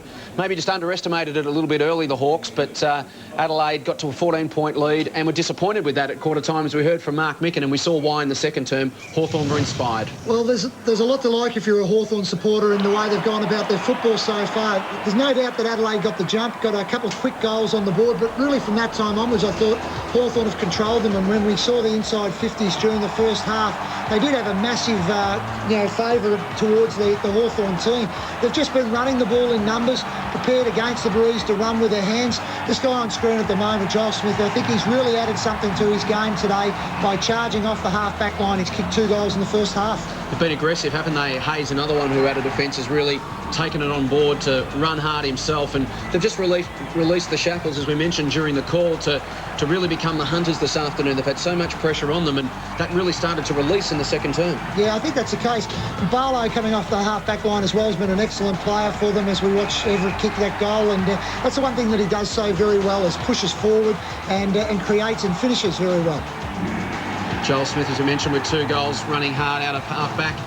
It has been an old-fashioned scrap of a contest. Lots of physical pressure. We've seen some injuries on both sides.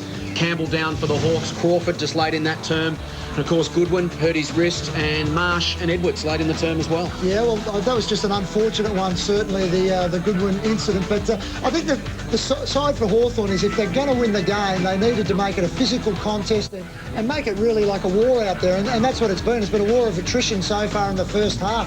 And you just wonder, coming off half-time, which of these players are going to stand up, which of them are going to be able to continue on their run. I was a little bit worried about the way that Crawford came off at the end of the game, and Marsh looks in real trouble there. Yes, that's an interesting one. There's Crawford going down late in the quarter, maybe just with some sort of corky or some problem with his left knee. We'll get Mark Doran to find out about that at half-time. It was an amazing half of football from Shane Crawford.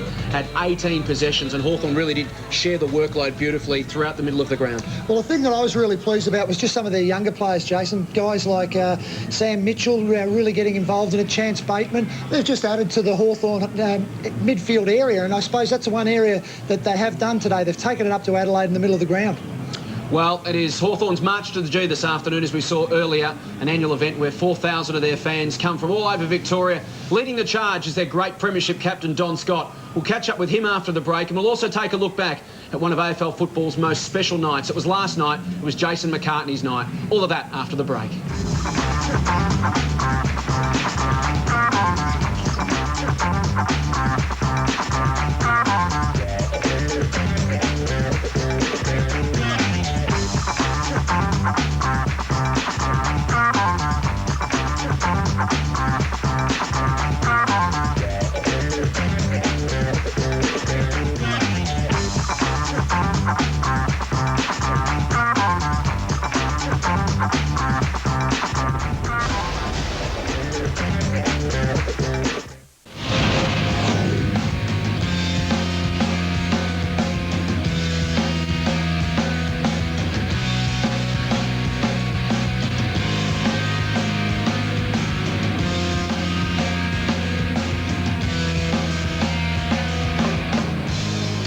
Time at the MCG. It's Hawthorn leading by 7 points in an entertaining game of football.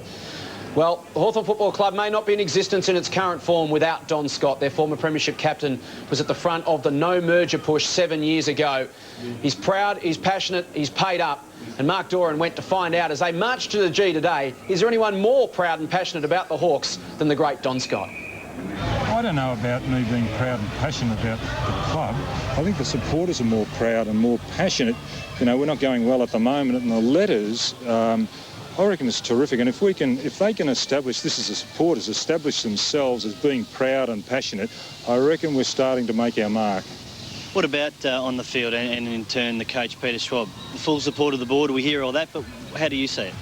Oh, no, that's already been talked about, and I can't really add anything more as far as that is concerned. All we do wish is that they'd win a few games, the players. Are you disappointed that the players aren't really performing? I think most people agree Peter's not actually doing anything wrong. Well, you know, everybody's disappointed. I mean, I've never heard the supporters being as vitriolic as they are after we lose. And I think that's terrific, and they've got every right in which to say it because, you know, you get inspiration from that. And, well, I do. I don't know how it rubs off on other people. Before we let you go, you've been in the news a little bit yourself lately. What was the actual goings-on a few years ago with Ken Judge? Oh, let's not go down there. Listen, there's legal proceedings and I've got no comment. But if I was to ask you, did you ever suggest that Hawthorn lose games for the good of the club, you'd say... Cut. and definitely not? Cut. Second time, let's get out. Don Scott there with Mark Doran. Just following on from the old John Kennedy quote, no comment. Well, it's half-time here at the MCG. It's the Hawks by 7 points. Their fans haven't got anything to complain about so far this afternoon. They've been magnificent. Speaking of magnificent, it was a fantastic night last night at the Telstra Dome. Kangaroos taking on Richmond. One of the real special nights in AFL history as Jason McCartney made a wonderful return to league football. And you heard it first here on White Line Fever that it was going to be his final game of a wonderful AFL career. When I first come onto the ground, it's the tempo. Look, it's a lot different to playing VFL and sweeping across half-back and picking and choosing and, you know, doing what you please, going when you want. You're out there in the hurly-burly. And look, second time around, I was probably more relaxed and, you know, I felt comfortable and got my hands on the footy a couple of times. That was my grand final tonight, and, you know, I'm just happy that just go out on a high. It just caps off what has been a very enjoyable career. It's been full of highs and lows, but I think if you look back over my career, it's I've been no different to what it has been this fight back the last 8 months. I've displayed that throughout my whole career, so, you know, it's just been magnified through what I've been through in the last 8 months. Jason's got a huge role to play, I think, off-field now with some of our young key defenders and doing their... whether it's their strength and conditioning work or on the field or doing their videos, I think we really can't let a valued commodity like that go. Look, who knows what's going to happen at the end of the year. Jace goes off and does whatever he's going to do with the media or whatever. He's still working for the football club. I don't know, but I just think right now to help him finish off in a way, because he still works for the footy club, he's going to be a very important factor in our young defenders' development.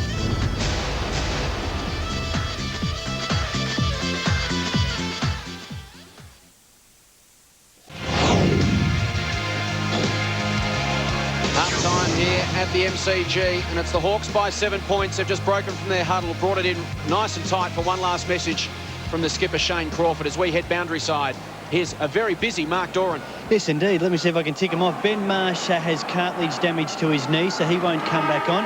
They haven't heard from Simon Goodwin yet. Just checking with the earpiece. No, haven't heard from Simon Goodwin yet, so we're not sure whether he has a broken wrist or not. Shane Crawford has had his right thigh strapped up, and he is out there, although not looking great. And Chance Bateman has not come back out of the room, so he might have some rib damage in there for the Hawks. Picked it in one, Fanto. He's just come straight back from the rooms behind you. Mark Doran, the Phantom there, and the ghost who walks, he's known around the media circles. Chance Bateman very gingerly just coming back to the interchange bench and has taken his spot. He's in full attrition here at the MCG. 7 points is the margin. As you can see, the skies have cleared again. It's bright and sunny. There's still a bit of a breeze pushing down towards the left of screen. We'll have to wait and see what sort of impact it has in this third term. The Hawks by 7 points, and a genuine chance to snap their 4-game losing streak as we start the third term. Everett and Biglands. Mitchell over the top of it, being dynamic. There's Crawford. Go high inside 50. Tawney goes back with the flight. Almost enough to bring it down. Dixon in there as well. Hard over the top of it. Will have a bounce, leading stat getters to half-time. Crawford 19. Barlow and Mitchell 17. Bateman 15. Cox, Smith and Vandenberg 12 apiece. While for Adelaide, 13 to McLeod, Rashuto, 12 to Gallagher and Massey. Biglands a tap, but straight down to Crawford. Hawks would love one into the breeze to start the third term. Everett gets boot to ball. It's punched on by Cox. Mitchell wrapped up by the big-bodied Rashudo. And once he grabs you, Terry, you're going nowhere. Yeah, well, that's for sure. Look, Adelaide have got a fair bit of work to do in this quarter just to get themselves back into this game. All the indicators at half-time are all pointed towards a Hawthorn victory, so just see what Adelaide come out with. Crawford's 100th game as captain of the Hawks has been an absolute beauty. It's all tied up 45 metres out from the Hawks' goal. There's John Cock taking a bit of a breather. A big opportunity for the Hawks. They booted 5 goals in that second term with the breeze. Crawford, the tackler. He is led by example today. Ties up Bassett. Well, structurally, nothing much has changed in the Adelaide lineup. They've got Bickley, Rashudo, Biglins and Matner running as their 4 midfielders. Everett, so good with the ruck work, getting his hands on the ball first. Tawney, the tackler. And again, it's a ball up. Still on 50. Conditions have been very tough. We've had some rain, the wind, very, very strong kicking down the punt road end. That's the direction that the Adelaide Crows are kicking in this third term. Rashudo, the tackler, that time on Smith. He booted 2 great goals in the second quarter, coming down from half-back. He's the leading goal kicker for the Hawks, and for the Crows, Chris Laddams has got 2. Came into the side to replace Wayne Carey. So they've forced the ball outside 50. Bickley not having a great day. Hands and knees is Massey. Back to the former skipper. Hammers the ball back, and Barlow, who's really found his niche now playing in defence. Vandenberg has been very good today. Started on McLeod. It's been a very interesting duel. McLeod's had it 13 times, and Vandenberg the same number. There's Lance Piccioni on screen.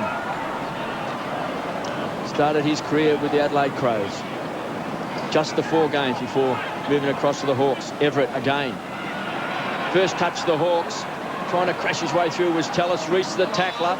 Massey caught high. No free kick. Dragged to the ground. It's a ball up on the edge of the centre square. Well, Hawthorn's physicality today has been a lot better than what we've seen over the last month of football. They've been able to really match it with the Adelaide side in the clinches. They've won the hard balls around the outskirts, and they've tackled very hard as well. I reckon from the opening bounce, Terry, you could see that the Hawks were switched on. They tried to run the ball at every opportunity. That's shoveled out that time by Smith to Crawford. Back to Piccioni. It was nearly a look-away handball. Smith is quick. Runs away from Laddams. Hammers the ball back towards centre-half forward. Cox was the target, couldn't take it. The quick hands came from Reese. Campbell-Brown on the charge. Backs himself in for Hawthorn. Runs to 45. Closes to 40 and kicks a goal. Against the breeze.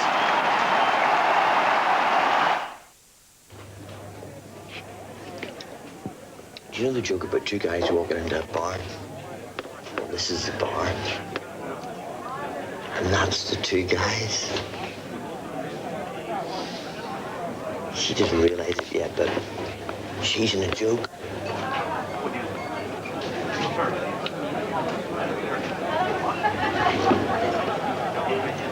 Brewery Fresh Carlton Draft. Draft beer at its best. Clever kick from Campbell-Brown, kept it low into the breeze. Just had the legs to get there. Hawthorn extend their lead out to 13 points. Bigland's attack. Smith to run on for the Hawks to Tallis. Been irresistible for the last half an hour, Hawthorn. And again through the midfield. Vandenberg wants to take them on. Biglands back towards half forward.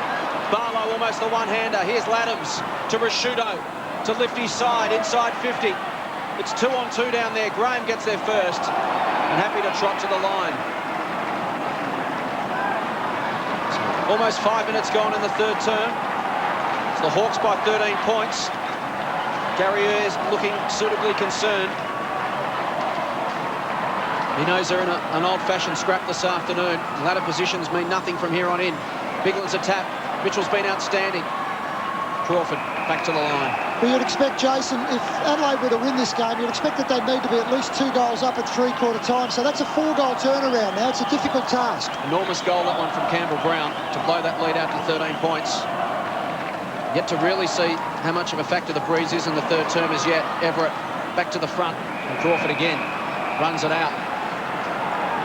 Just having a look at the flags, I don't think that there's much change. I think that it's still probably about a 3-goal breeze down that the left side of screen. Everett. Out of nowhere was Smart. Can he make something out of nothing? Nigel Smart. What a great goal. Operation Stock Take Clearance at Eddie's. Here's an unbelievable offer. Up to 50% off selected floor stock. Everything must be cleared. Lounges, beds, dining suites, entertainment units. Everything must be cleared. This is a genuine once-a-year sale with up to 50% off selected floor stock. Hurry, Operation Stock Take Clearance is for a limited time. Only at Eddie's, 220 Commercial Street East, Mount Gambier. There's the veteran Nigel Smart on screen. He has been a mighty player for the Adelaide Crows. He's dragged it back to a 7-point ball game. Biglands comes charging in. Got a mighty leap, taken away by Mitchell. Pinched it. Been handy today. It's been very good for the Hawks. Going wide that time was Reese. Gets the ball back to Crawford. He's been a star. Hammers the ball towards the half-forward line, and Pachoni pushes Tawney over the line. Some big news from Mark Doran down on the boundary line. Mark, we saw Lee Colbert involved in a nasty crunch last night with David King.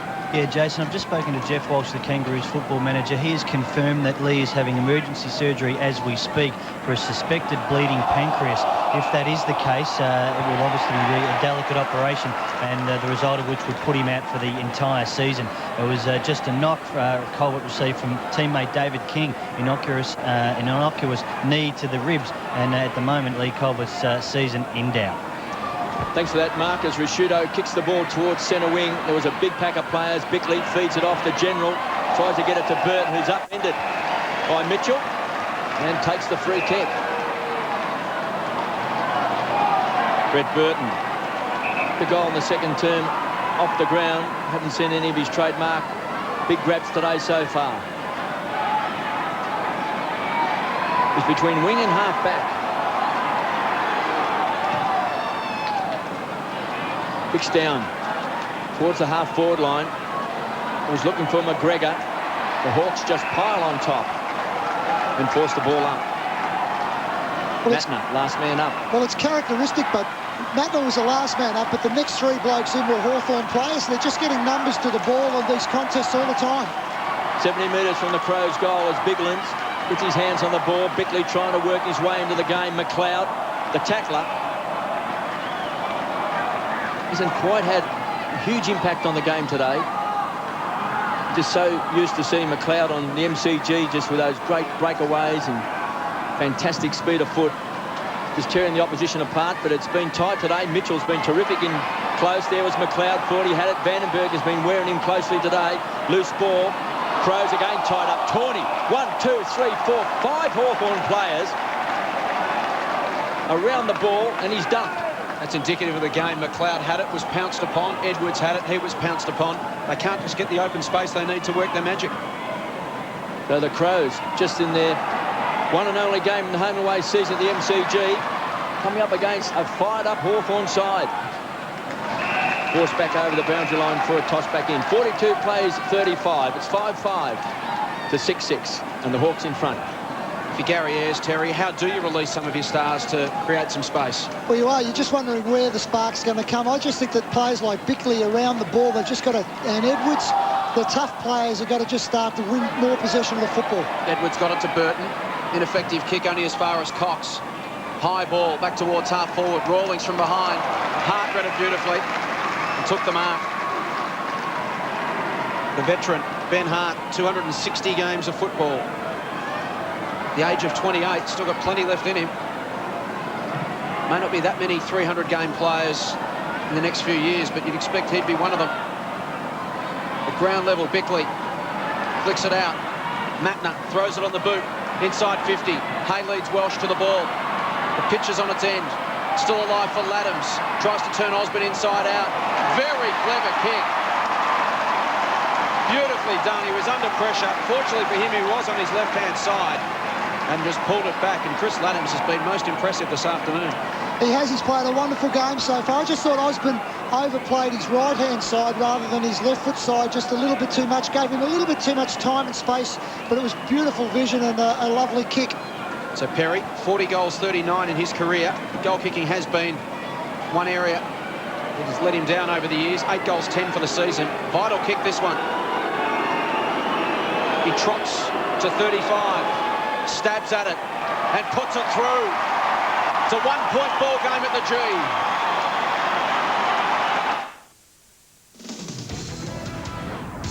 .110 kilowatts of power from a 3-litre turbo diesel motor makes the Nissan Navara cab chassis the most powerful performer in its class.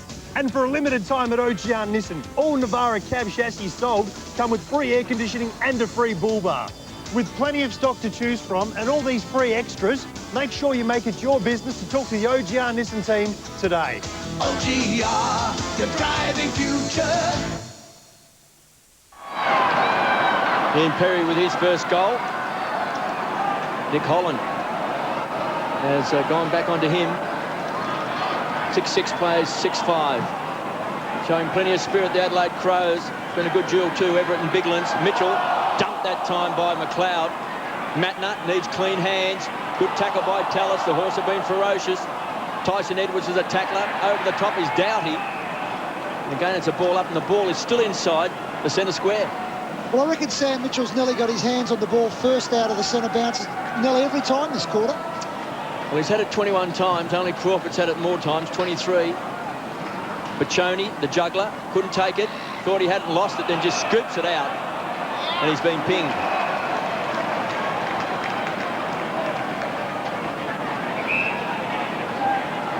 Begley. Back edge of the centre square. Plenty of distance, high ball.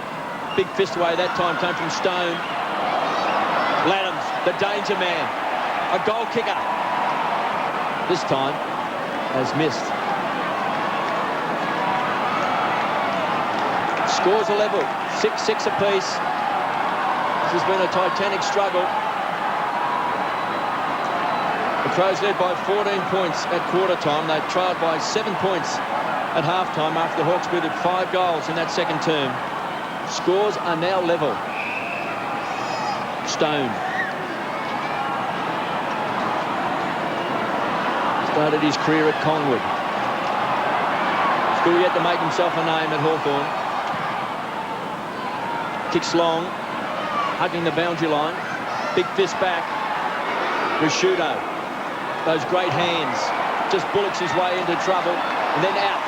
And a great kick. A drop short has been marked by McGregor.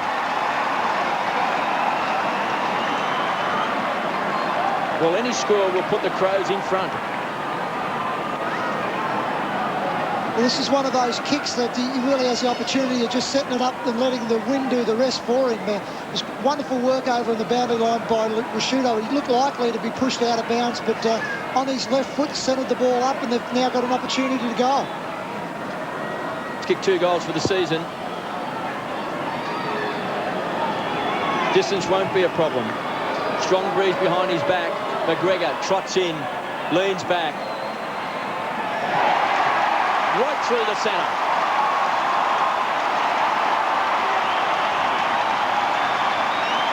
And so the Crows answer. The acid back on Hawthorn as Ben Marsh slips around the boundary line. We've heard from Mark Doran. Cartilage damage in his knee. That's another factor to consider. Both sides down to 2 players on the interchange bench. It just makes it harder work for those players on the ground, but look, I think the game's still pretty evenly poised. Suggested that they needed Adelaide to be 2 goals in front at 3/4 time at least to be able to get the result done. So, pretty evenly balanced match at this stage. Great contest at the MCG. Adelaide digging deep. They've come from 13 points down early in this term. They now lead by 6 points. Crawford to Rawlings. Got the hands free, gave it to Baccioni. He goes inside 50. Kane attacked it, got a bad bounce. Bassett at the back. Flips it over the top to Matner. Here comes Kane again.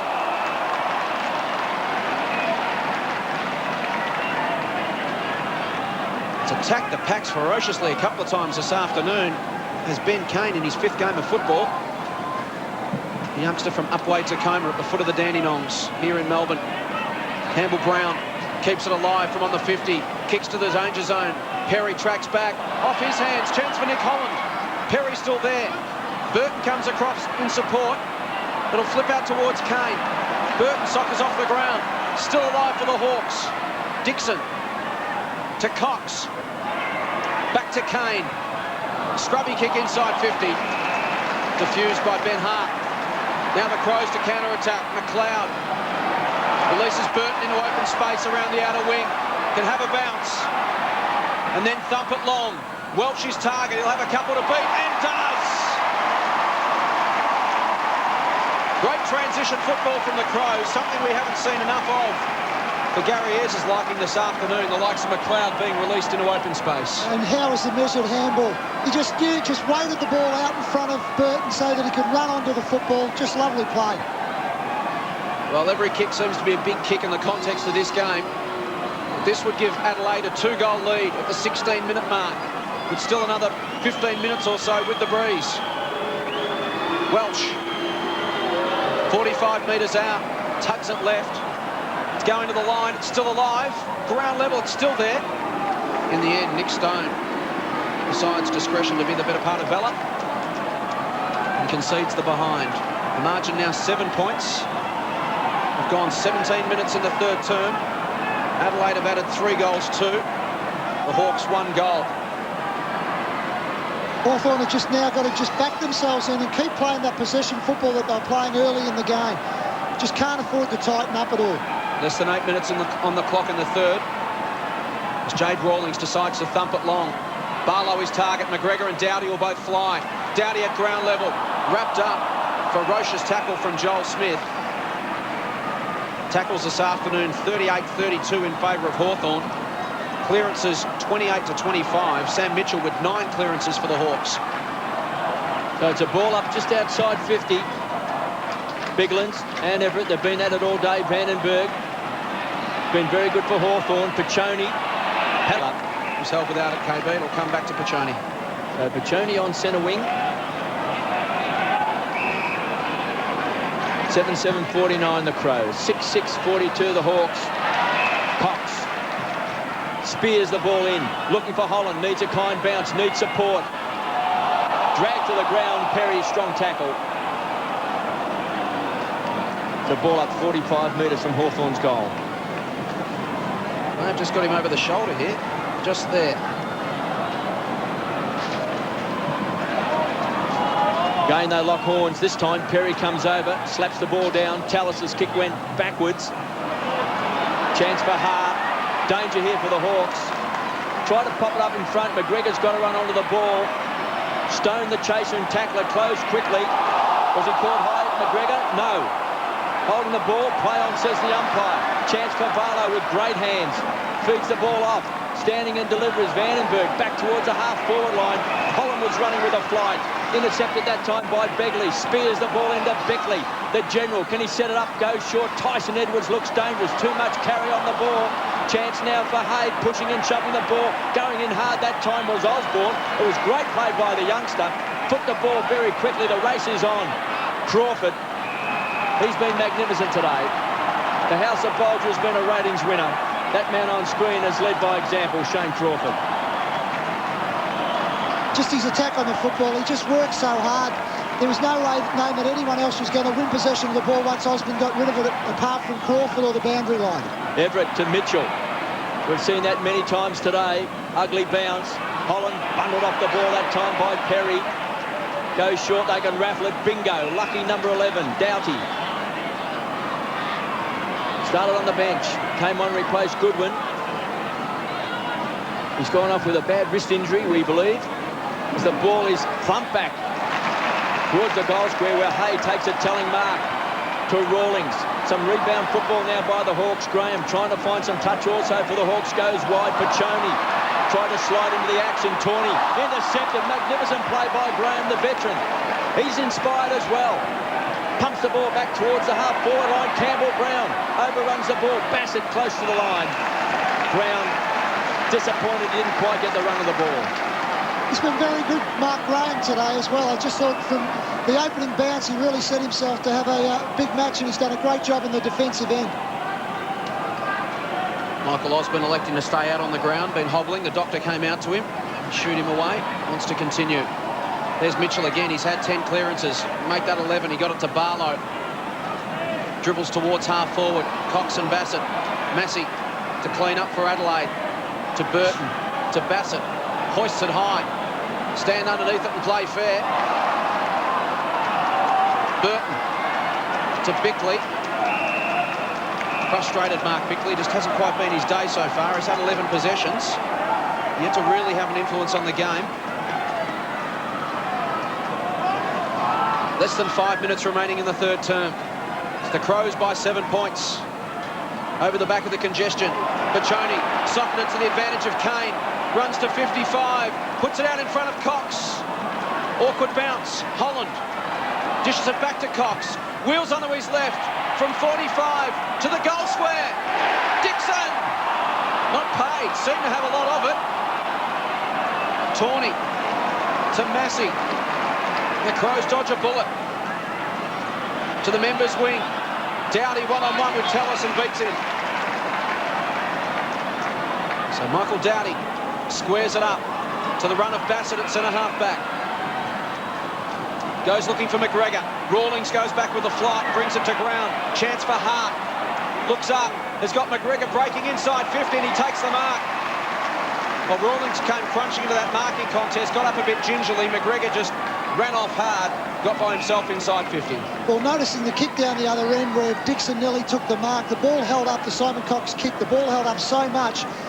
The advantage that Adelaide have got at the moment is not enough. They really need this goal if they're going to have any chance to win the game. I just don't think they've got a big enough lead at this point.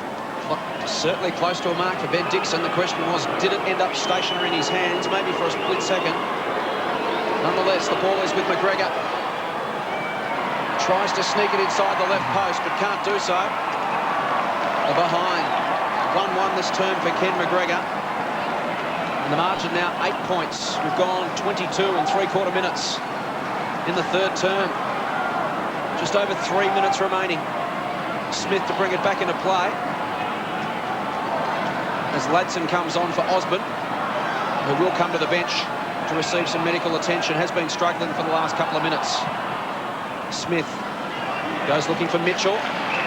He finds it at defensive 50 for possession 24. Previous best was 22 against Port Adelaide in round 3. In Geelong, he also had 21 touches last year. But now he's up to 24 and playing a blinder. Kick holds up in the breeze. Hart picks it off. He's got a man in the centre of the ground. Spots him now. And goes to Massey. He looks up. Spears it inside 50 to Smart. Gutsy from Campbell Brown. War one for his team and he is down and out. Crawford explodes away. How inspirational if the Hawks could go from this. And they're a chance. Through Holland. Brown is still down and in all sorts of trouble. While seasons are turned around on acts of individual courage like that. It's getting a huge ovation from the Hawthorn supporters. He's one of their genuine favourites, just the manner in which he goes about playing his football. He's got a problem with his left shoulder or AC joint. And if Nick Holland can go back and kick this, they will run to Campbell Brown from all directions and the Hawks will be inspired. 2 minutes remaining in the third term. Huge kick for Nick Holland. From 45 metres out. It's going, it's going, it's home! 2 points the margin. $1 is all it takes to pay all your on-road costs on every single one of OGR's 200 used vehicles in stock. You'll save thousands because all the stamp duty, registration, transfers and third-party insurance will only cost you $1. With on-site finance packages available, you'll find a car that suits your budget and your needs at OGR's used car centre until June 30. OGR, your driving future. 2 goals to that man on screen, Nick Holland, one in the second quarter, one in this third term, but you can jot that down to Campbell Brown.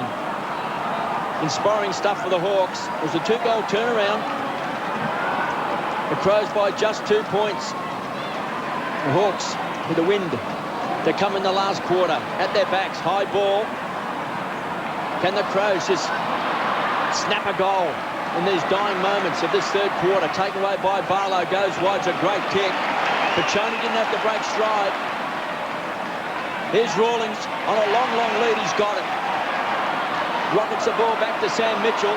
Red letter day for that young man. Cross half back, Matner.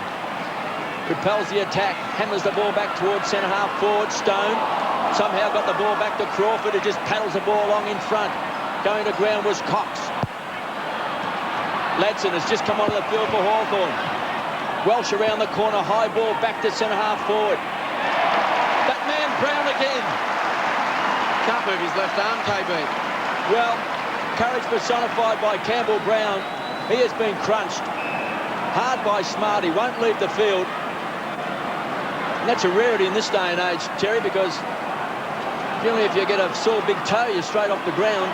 Well, I think it's been really good that the Hawthorn hierarchy have actually left him out there and let him work his way through it as well. That's what his dad yelled out from the grandstand. Get up. Hart rockets the ball back to Bickley. They'll share it around as Begley pumps the ball back, but has been marked by Simon Cox. Going to take a big effort by the Crows today. They lead by 2 points, 7-8-50. The Hawks 7-6-48.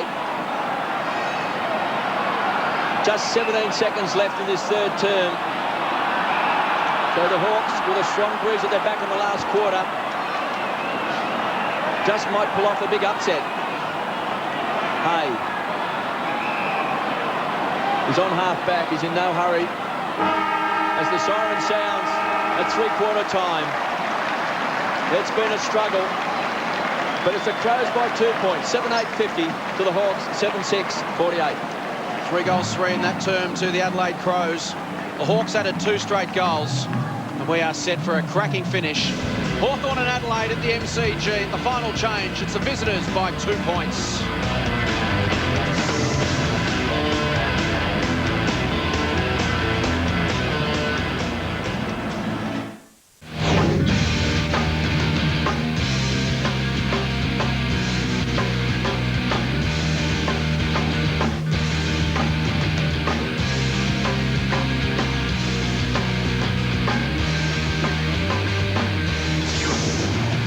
If you love your footy, hard, tough and honest, you'll be loving this contest this afternoon. It's three-quarter time at the MCG.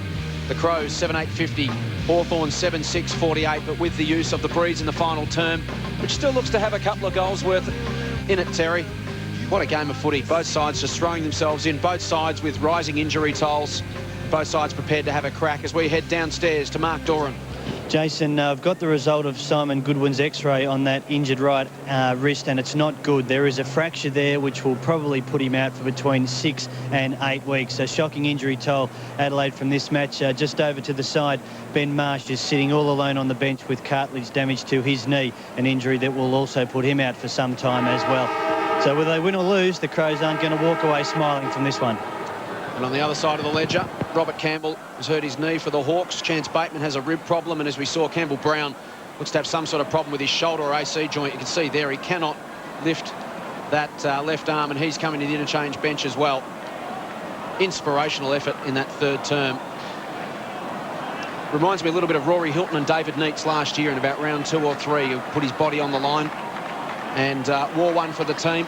That was the end of Rory Hilton's season. We hope that Campbell Brown hasn't suffered the same fate. Well, sometimes you've just got to be prepared to put your body on the line to get the result done, and it takes sacrifices like that to win games of football, and there's no doubt that that's what Campbell Brown did then. Adelaide really had a good hard talk, Gary Ayres had a good hard talk to his men. Mark Rasciuto having 17 possessions, it's just not enough footy in the midfield, and I'm not saying him, but there's 17 as the #1 person in the team. It's just not enough possessions. They've got to generate some more ball.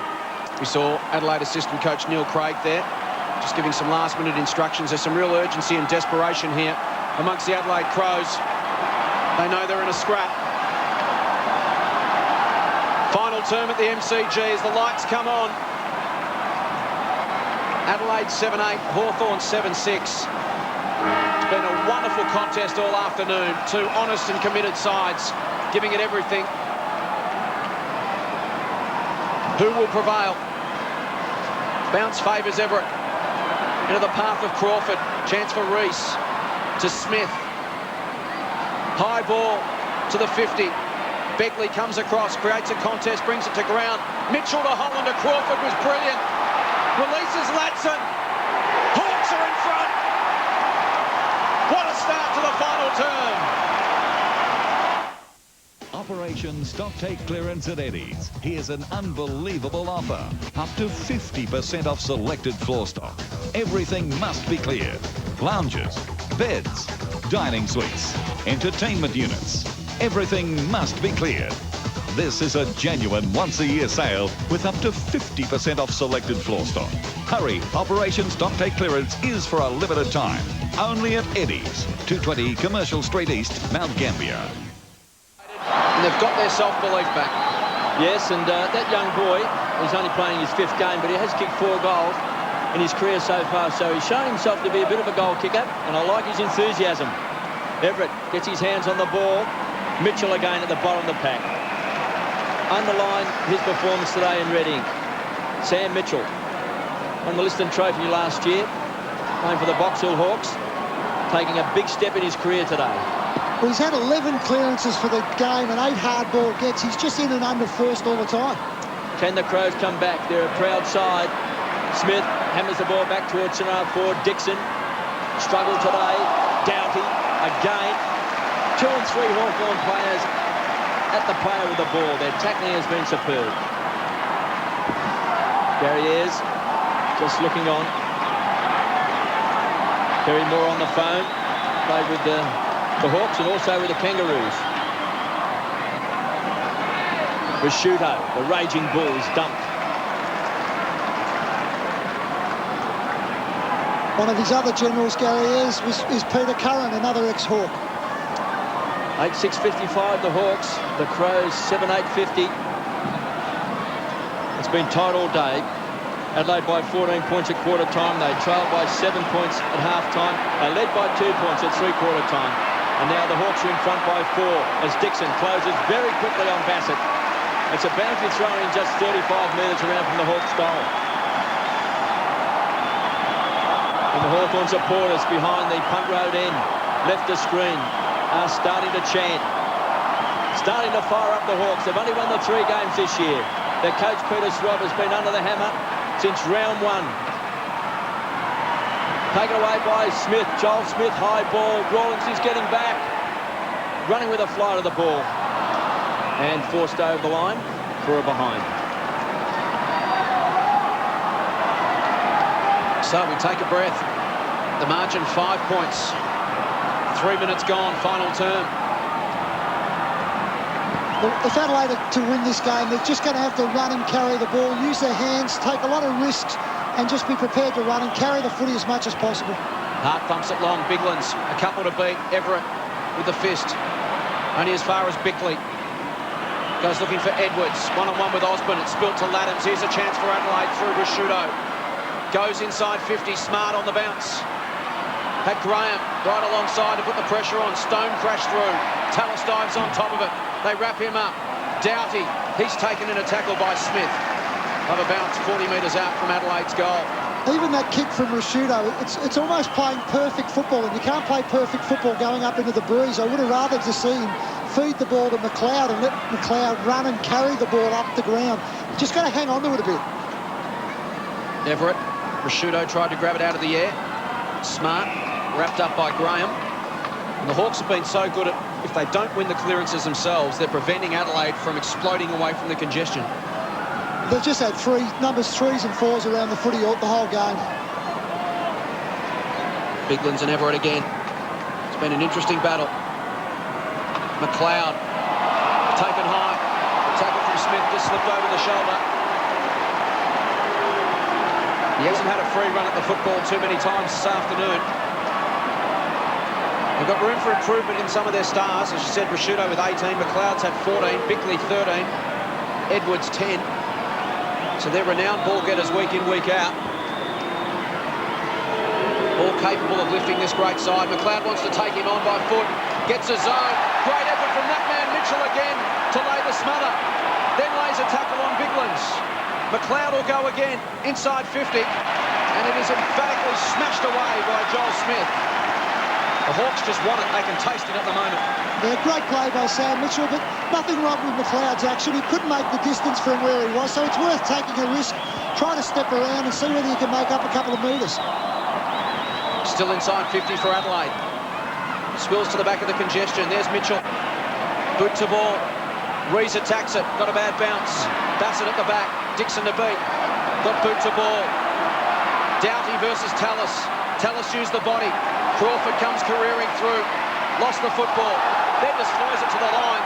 Deliberate. Big ball to win for the Crows. And Doughty has it on the outer side. He's on centre wing. Shane Crawford, that's his first mistake today. They find Massey. Now the run will come from Begley through the centre square. Can some of the big guns stand up in this last quarter for the Crows? Risciuto and also McLeod. They loom as the danger men. Somehow they always pull something out. Rawlings is on centre wing in space. Goes short. He was looking for Holland. Pushed off the ball. It was a good contest with Perry. Hart. Been very good today. He's a top player. This is a beautiful kick. And he finds Welsh. Bickley. Outside of 50. To the front of the square. So danger here for the Hawks. Everett gets back. The big fist from behind came from Hay. Pounced on that time by Smart. Tries to tunnel ball it back to Edwards. There's a goal kicker. 48 metres out. Long ball. Right to the line. Crawford just floats across in front. And then hammers the ball back towards the boundary line. Laddams is quick. Got good support from Tawney. They're sharing the ball around. Doughty's got it. Takes them on. Clever play. Again, danger for the Hawks. High flyer was Biglands. Floated across in front. It's a loose ball, front of the goal square. Trying to get the ball out is Smart. Now, Burrow trying to get the ball, but there's a ball up. Here's Mark Doran. KB, Campbell Brown down on the bench is suffering damage to his AC joint. He wants to try and come back on, but I don't think he'll be able to. That will leave the Hawks with just one interchange play, while interestingly for the Crows, Graham Johncock is still on the bench, spent most of the match there after getting a serve at quarter time. Well, a goal here to the Crows would be inspiring stuff, and there's a mark. Matner. Crawford claiming it's not 15, and it's a reasonable argument. It's come from the top of the goal square. Well, Matner has marked. He's only kicked one goal for the season. This is his 16th game of AFL football. So it's an important kick for this young man. This to put the Crows back in front. Kicking against the wind in this last quarter.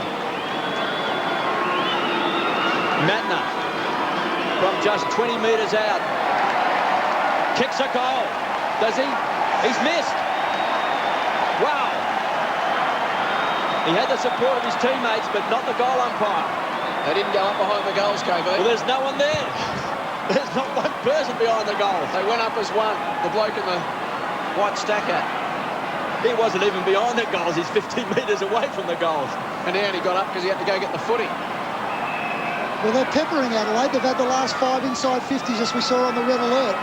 Cox, long to the outer side. Graham forced a contest, brought it to ground. Doughty, shut down. Graham again. Mitchell in there fighting. Doughty goes again. What a game this has been. 13 minutes remaining. Still well and truly up for grabs. The Hawks by 4 points. The Crows are coming at them. Well, Crows has just started to win a little bit more of the ball around the packs again, and that's the only way they're going to get back into the game. Biglands, a tap, but straight to Tallis. Gets boot to ball. Rees attacks it for the Hawks. Pressure from Begley. Play on's the call. McLeod out wide. Burton tries to step around Ladson, does so successfully. Kicks to the 50. McGregor can't quite get there. Smith and Bickley attacked it. Tallis piles in on top. And another bounce 60 metres out from Adelaide's goal. I reckon the Crows have just lifted the last 5 minutes, Terry. A lot of their big guns are starting to put their bodies on the line. A lot of blokes working hard. It's going to be tough now for the Hawks. Yeah, every time there's been a loose ball, Adelaide's mopped it up in the last 5 minutes. Burton uses his leap to get it to Laddams inside 50. Smart! McGregor picks it up and snaps a goal. And it's going to be paid. Advantage goal.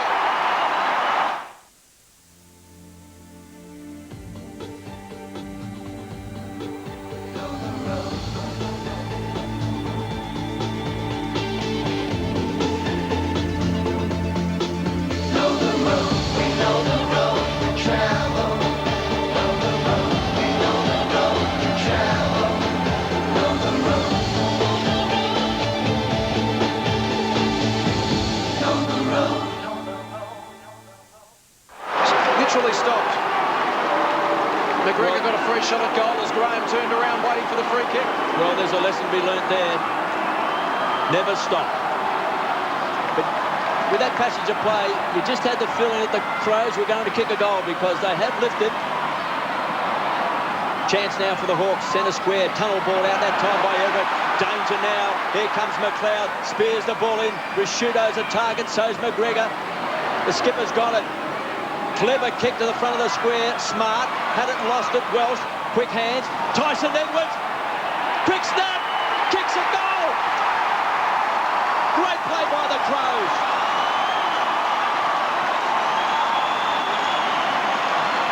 They will not go away.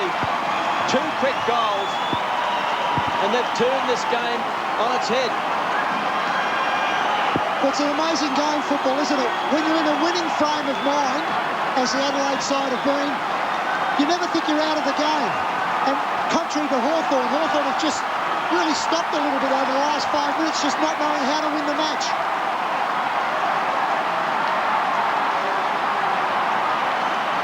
So 2 goals in a minute, transform this game yet again. Adelaide now with the advantage, out to an 8-point lead. Can the Hawks lift again?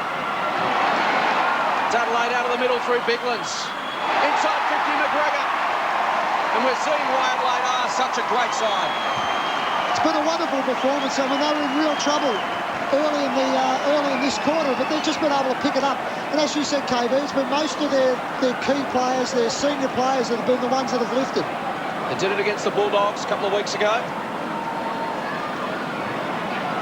They're doing it again so far this afternoon, the last 8 inside 50s.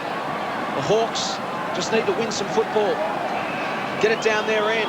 It's only 8 points the margin. This kick from McGregor could make it 14 points. We've only played 12 minutes in the final term. From 48 metres out, McGregor just pokes at it. Right to the line. And Graham assists it through for a behind. So the margin now 9 points. Hawthorn have possession. Well, you'd be nervous if you're a Hawthorn supporter at this stage because this has been against the trend of the match, what Adelaide are doing at the moment, but the Hawks are nowhere near out of this match. Smith with the kick in. Numbers to the members' side, Tallis and Laddams. Laddams got the fist through the hands of Burton. Barlow tiptoes through the traffic. Handball to Vandenberg. Eludes McLeod. Got a man inside, it's Cox. He can get it and go. Thumps it long. Rawlings the target. Just worked underneath it by Hart. Play on, said the umpire. Hart twists and turns. Gives it to Tawney. He goes backward to Massey. And they work it out to Bassett. Good cool heads in defence, Adelaide. Just seeing their experience in this final term. They've settled well. To Massey. To Hart. He goes to the wing and finds Bickley. To half forward, Biglands and Everett. Big ball to win this one. Everett got it to ground. And it rolls to the line. And again, the senior players just taking control in the middle of the field. And Hawthorn having to chase some tail in the final term, as evidenced by that stat. Tackles 10-1. Well, how about the efforts of Ben Hart in the back line? Just his poise and his balance, and then his run-off created 2 or 3 opportunities for Adelaide. Possessions 38-19 in the final term. Adelaide's way 2-1. And inside 50s 8-3, a reflection of that. Ladson taken forward in a tackle by Dowdy. Free kick Hawthorn. Under 10 minutes remaining. They trail by 9 points. They need the next one. Plenty of time. They've just got to stop Adelaide's flow. To Reese, to Smith. And the Hawks have controlled the football for the last couple of minutes. To Cox. Punched away by Perry. Vandenberg couldn't gather. Osborne lays a tackle on Beckley. Goes again. And a bounce 60 metres out from the Hawthorn goal. I think, KB, Hawthorn have just got to change the mix a little bit in the middle. They haven't got many interchange players. They've had the same blokes on the ball for the whole time. Just think now you've just got to generate and try to do something a little bit different. Only got one fit player on the bench, the Hawks. Yes. Well, both sides have struggled. It's been a battlefield today in terms of injury. Loose ball, chance for the Hawks, just 20 metres out from goals. Ladson goes to the ground, Mitchell with quick hands. Chance for Cox. Shakes his head. He has missed. They trail by 8 points. That was a goal he should have got. Should have nailed that goal. Simon Cox. Hart's been great today. What a player he's been for the Crows. Looking for Perry. Couldn't take the mark. Mitchell has been magnificent for the Hawks. Somehow just shoveled that ball out. Here comes McLeod, the champ. Takes him on. The king of the midfielders to the half-forward flank. Drops short. Getting back this time is Hay. And takes the grab in front of Burton. Jonathan Hay. Wanting it short. Is Nick Stone. He elects to kick long with the breeze. Everett's going to be the target. Hit him on the chest. Perry, hands and knees. Pinched that time by Reece. Mitchell. What a workhorse he's been today. Inside 50. Big chance for the Hawks. Rawlings tackled that time by Hart. The consummate defender. Forces over the line for a toss back in. Hart's been terrific today. He's had it 17 times. Massey has played the game of his life. In the back half for the Crows, he's had it 20 times, leading possession winner. Taken away by Edwards, smothered off the boot. Pachoni going nowhere. Mitchell again with the smother. It's 40 metres out from Hawthorn's goal. They trail 9-10-64. The Hawks are 8-8-56. It's the Crows by 8 points after leading by 2 points at three-quarter time, kicking against the breeze. It's just caught up with Hawthorn a little bit, just having the one set of midfielders. Mitchell, Crawford, Vandenberg, those blokes have been on the ball virtually the whole game, KB, and just wears thin by the end of the match, and they've probably run out of a little bit of legs at this point in time. Well, Crawford's just been a bit quiet in the last 5 minutes. He's got Matner picking him up. McLeod pulled off the ball. Speaking of the devil, Crawford gives it across. Vandenberg hammers it home.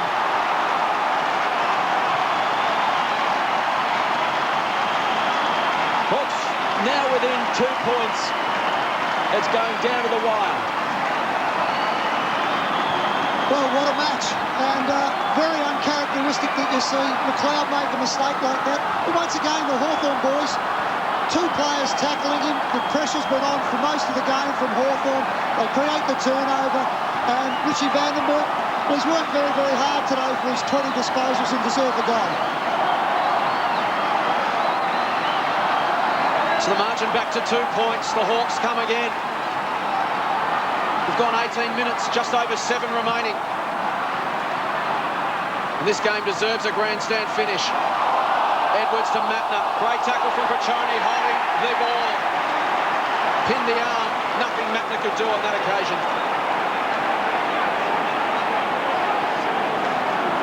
So Pachoni, 15th touch. To Tallis. Inside 50. Crawford, spectacular, couldn't quite get there. Edwards taken in a tackle by Holland. Crawford again, releases Tallis. Steps inside, misses Reece with a handball. Bigley to Tawney. He's taken down by Ladson. Tallis goes again. It comes to Reece. He snaps. He bats it back. We'll wait on it. Hawks are in front. Unbelievable. What a passage of play from both sides. Throwing themselves in, tackling, pressuring, smothering, harassing.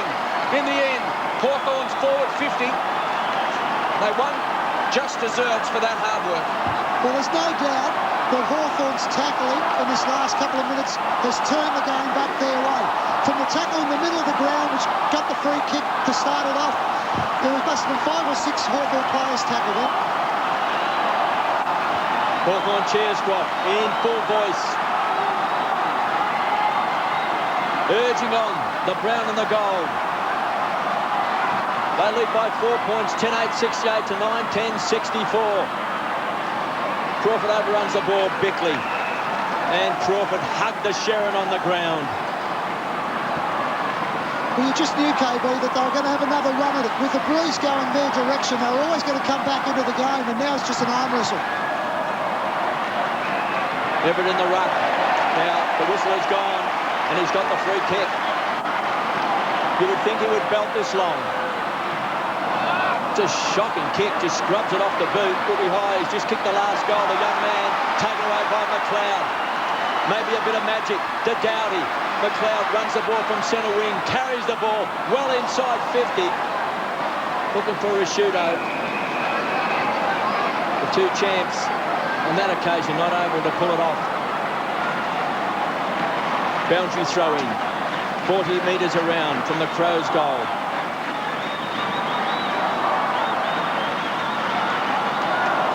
.68 plays, 64. Biglands and Everett. They'll lock horns. Smith's all tied up in the tackle. Kicked a couple of goals in the first half, Joel Smith. Streaming out of defence. Such an important player for the Hawks. Just see Peter Schwab on screen there. Been a wonderful win for both Peter Schwab but also the Hawthorn Football Club. They've been down for a month, under a lot of pressure. This will be really good for them. And again, the free kick goes to the Hawks.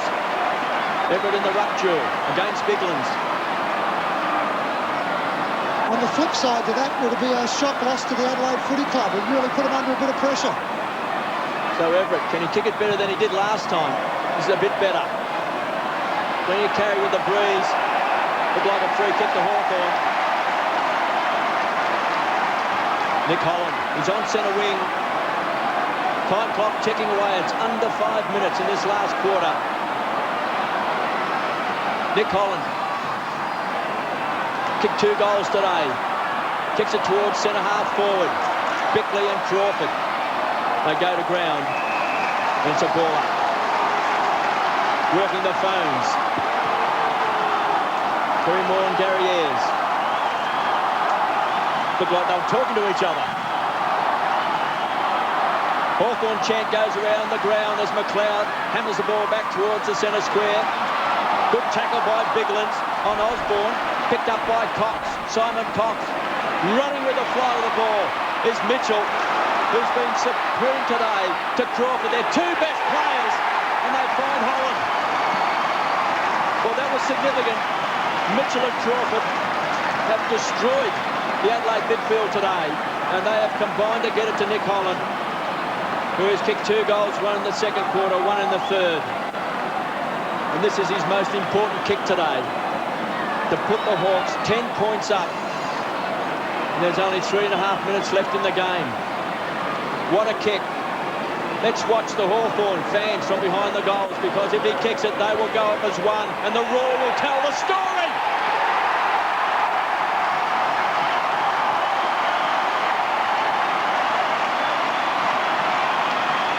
Nick Holland kicks his third.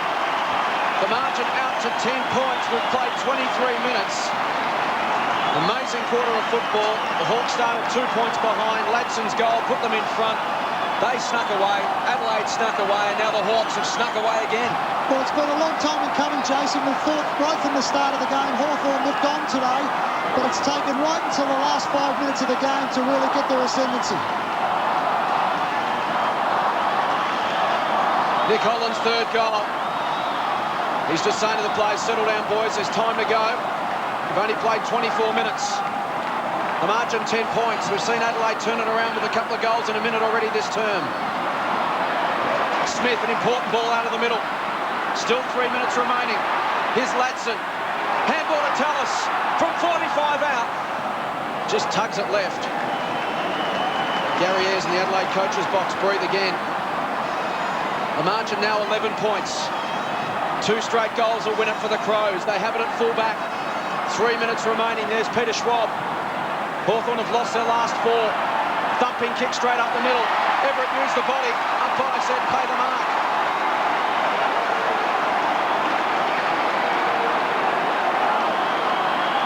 I think the big spiner fancies his chances here. Can't lose either way, even if he runs the clock down.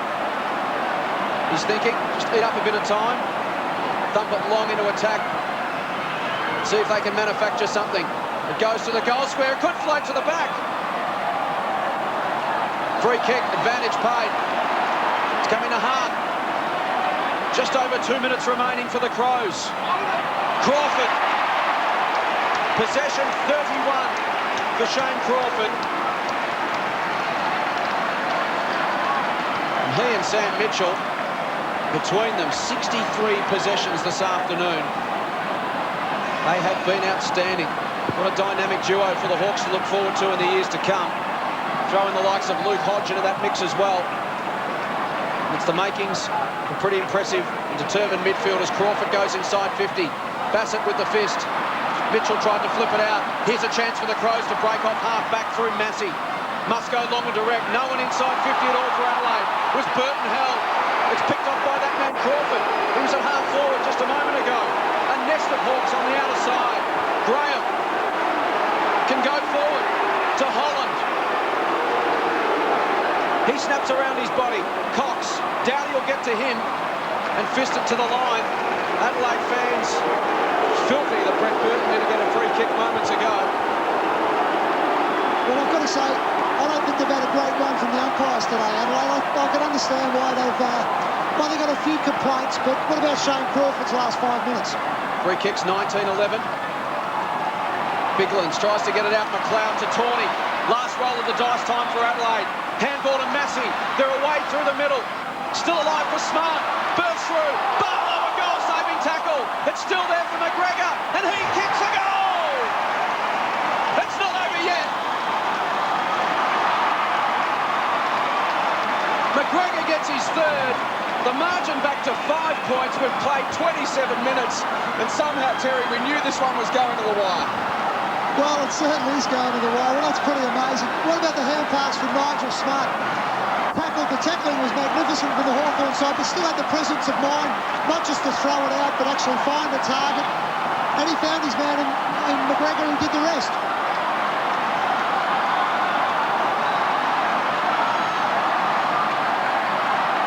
The Hawks by 5 points. Can the Crows pinch it? Under a minute left. Everett won the tap, taken by Doughty. Picked up by Big Spider and hammers the ball back inside 50. Rawlings couldn't quite make ground. Thumped forward that time by Perry. Taken away by Crawford. Gives it across to Pachoni. He's only got to get a bounce to kick a goal. Somehow, it took an eternity. Shocking kick. Chance now for Tawney. Was that a monumental mistake? Chance now for Doughty to bring the ball away. Running off back flank. Massey hammers the ball back. Risciuto looks dangerous. McGregor! McGregor has got it! 13 seconds left. He's kicking into the breeze.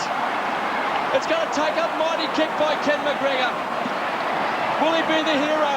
He's kicked 3 goals. 2 in this last quarter. From right on 50, they need a mark. It's siren time. The Hawks have won. The Hawks have won. 11-9-75 to the Adelaide Crows, 10-10-70, and that man on screen, Shane Crawford, has been magnificent today.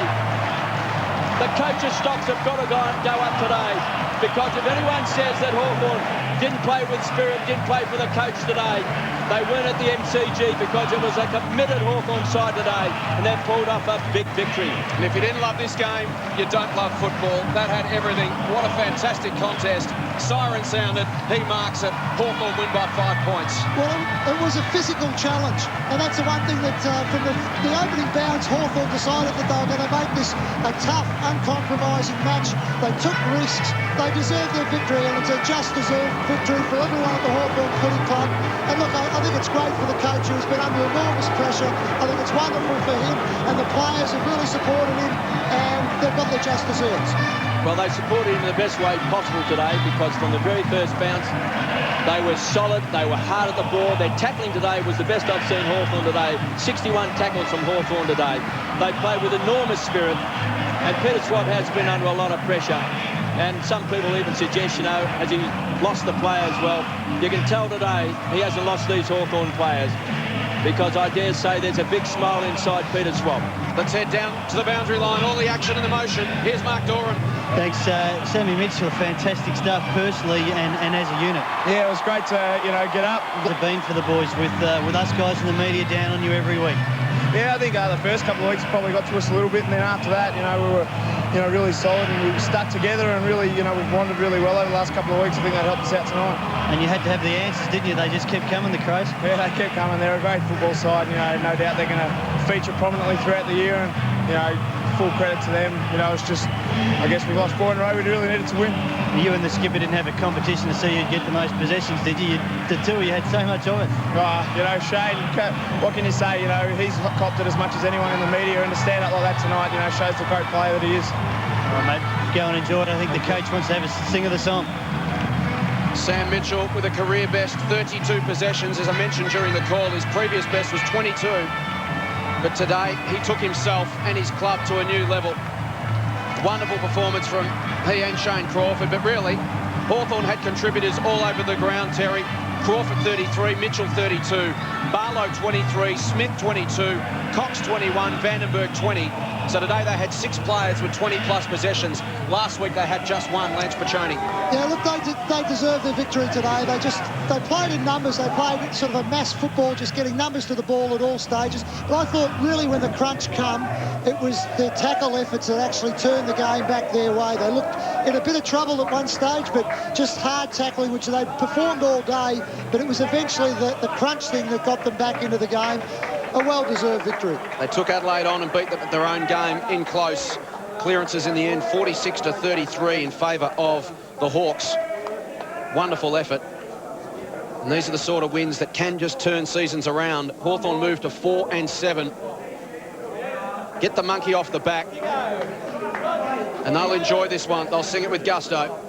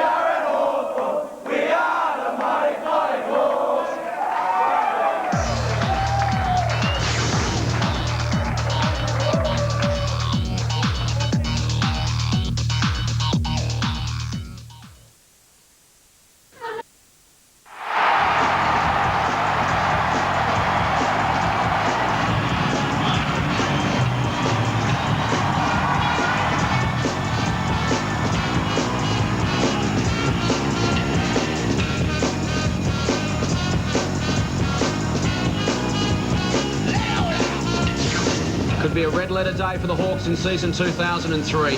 They trailed by 14 points at quarter time. They led by 7 at half-time, trailed by 2 at three-quarter time, added 4 goals to 3 in the final term to gut it out and win 11-9-75, defeating Adelaide 10-10-70. The final margin, 5 points. Nick Holland finishing with 3 goals for the Hawks, 2 to Smith, while McGregor kicked 3 for Adelaide, 2 to Edwards and Laddams. And Ken McGregor just kicking into that breeze in the last couple of seconds of the game, couldn't quite get it to the line. Siren sounded, Hawks win. No, well, look, it was pretty amazing finish to the game when you think that Crawford chipped the ball across to Lance Piccioni. It kept running away from him the whole time. Then he turns the ball over, the ball travels the whole distance of the ground. Could have been a change game. An amazing last quarter. Would try the nerves of just about anybody, but we'd go down to the winners' rooms now. And Hawthorn coach Peter Schwab, Peter Jason Bennett and Terry Wallace, congratulations firstly on the win. Was that hard in the mouth with about 22 seconds to go when Lance Piccioni just couldn't gather that bouncing ball? Oh, was it what? Yeah. Oh, you know. Well, I would have been devastated for the players if they'd have lost that, because I thought we did enough all day to win it. They played with great heart today, Peter. That was on, and sometimes they're just not quite on. But even though it was only 1 point you scored in the first term, it's not often you go to the break happy after a 1 point result. No, that's right. Exactly right. And we tried hard right from the word go, and everyone put in, and we lost a few bodies along the way, as did Adelaide, and it's a tough game, and just delighted with the result. Schwabby, the other week I was critical of the style of play that the side was playing, but I thought today that they really risk-taked right from the start and tried to run the ball with their hands, and were really prepared to play the middle corridor a lot more than what they have been in the past games. Yeah, that's right, Terry. I mean, you know, we all, as you know, you always want to get a style that's going to be successful, and we when you're playing badly, you don't have any style, I suppose. So the one thing we try to get into our game through training over the last few weeks is just encourage the run and play on mentality and try and control the corridor as best we can. And today it came off it's risky at times, but I think it's the way forward for us. And when the game had to be won, I just thought it was your tackle efforts of your side that was probably the difference between the two teams. They'd come at you, got the lead back, but it was 3 or 4 really strong tackles that turned the tide back again. Yeah, no, it was a good facet of our game. I thought, we really crammed the stoppages up and put our body on the line, and as you said, there was some sensational tackling efforts right throughout the day. Speaking of putting the body on the line, nothing more inspirational than just before three-quarter time when Campbell Brown wore that hit from Nigel Smart. It ended up being a 2-goal turnaround. In the end, when you look at it, a 5-point win, it's acts like that win matches of football. Oh, and that's what we said at three-quarter time. You wouldn't get a more courageous player than Campbell, and that was a sensational effort to go back the way he did, and we might lose him as a result, but that's footy, and that's what everyone's got to be prepared to do for the side.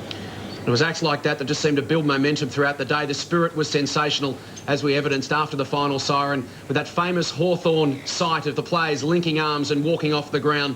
Just great to get the monkey off the back and put all the negativity behind you and be able to focus on the job at hand from here on in. Yeah, I'm just so pleased for the players. I mean, we've worked hard and we've been under enormous pressure, and it's just going to be a game we enjoy and celebrate. So it was great. As you said, 4 in a row we've lost, and hopefully this might turn our season around a bit. Well, Peter, thanks very much for your time this afternoon. Congratulations on a fantastic win, and best of luck for the rest of the season. Thanks, James. Thanks, Terry. Good on you, Schwab. Peter Schwab there joining us down in the winners' rooms. Hawthorn winners by 5 points. Amazing game of football that had it all. Injuries, dramas. Both sides got away to what seemed to be match-winning leads in the final term, but in the end, the Hawks just snuck over the line. Well, it'll put a smile on Schwabby's face because, he knows the game well enough. They're on 4 wins at the moment. They've got a pretty good run the next 3 weeks, and they could really mount something from that. Well, the day started with Hawthorn fans marching to the G. It'll finish with them marching out of the G. Very, very happy indeed. Their side has won by 5 points in a thrilling game of football. Crawford and Mitchell, awesome for the Hawks. They move to 4 and 7. Adelaide are 6 and 5. Thanks for your time, Terry. Thanks, Jason. It's a great game. Hope you've enjoyed the game. It's goodbye from the MC.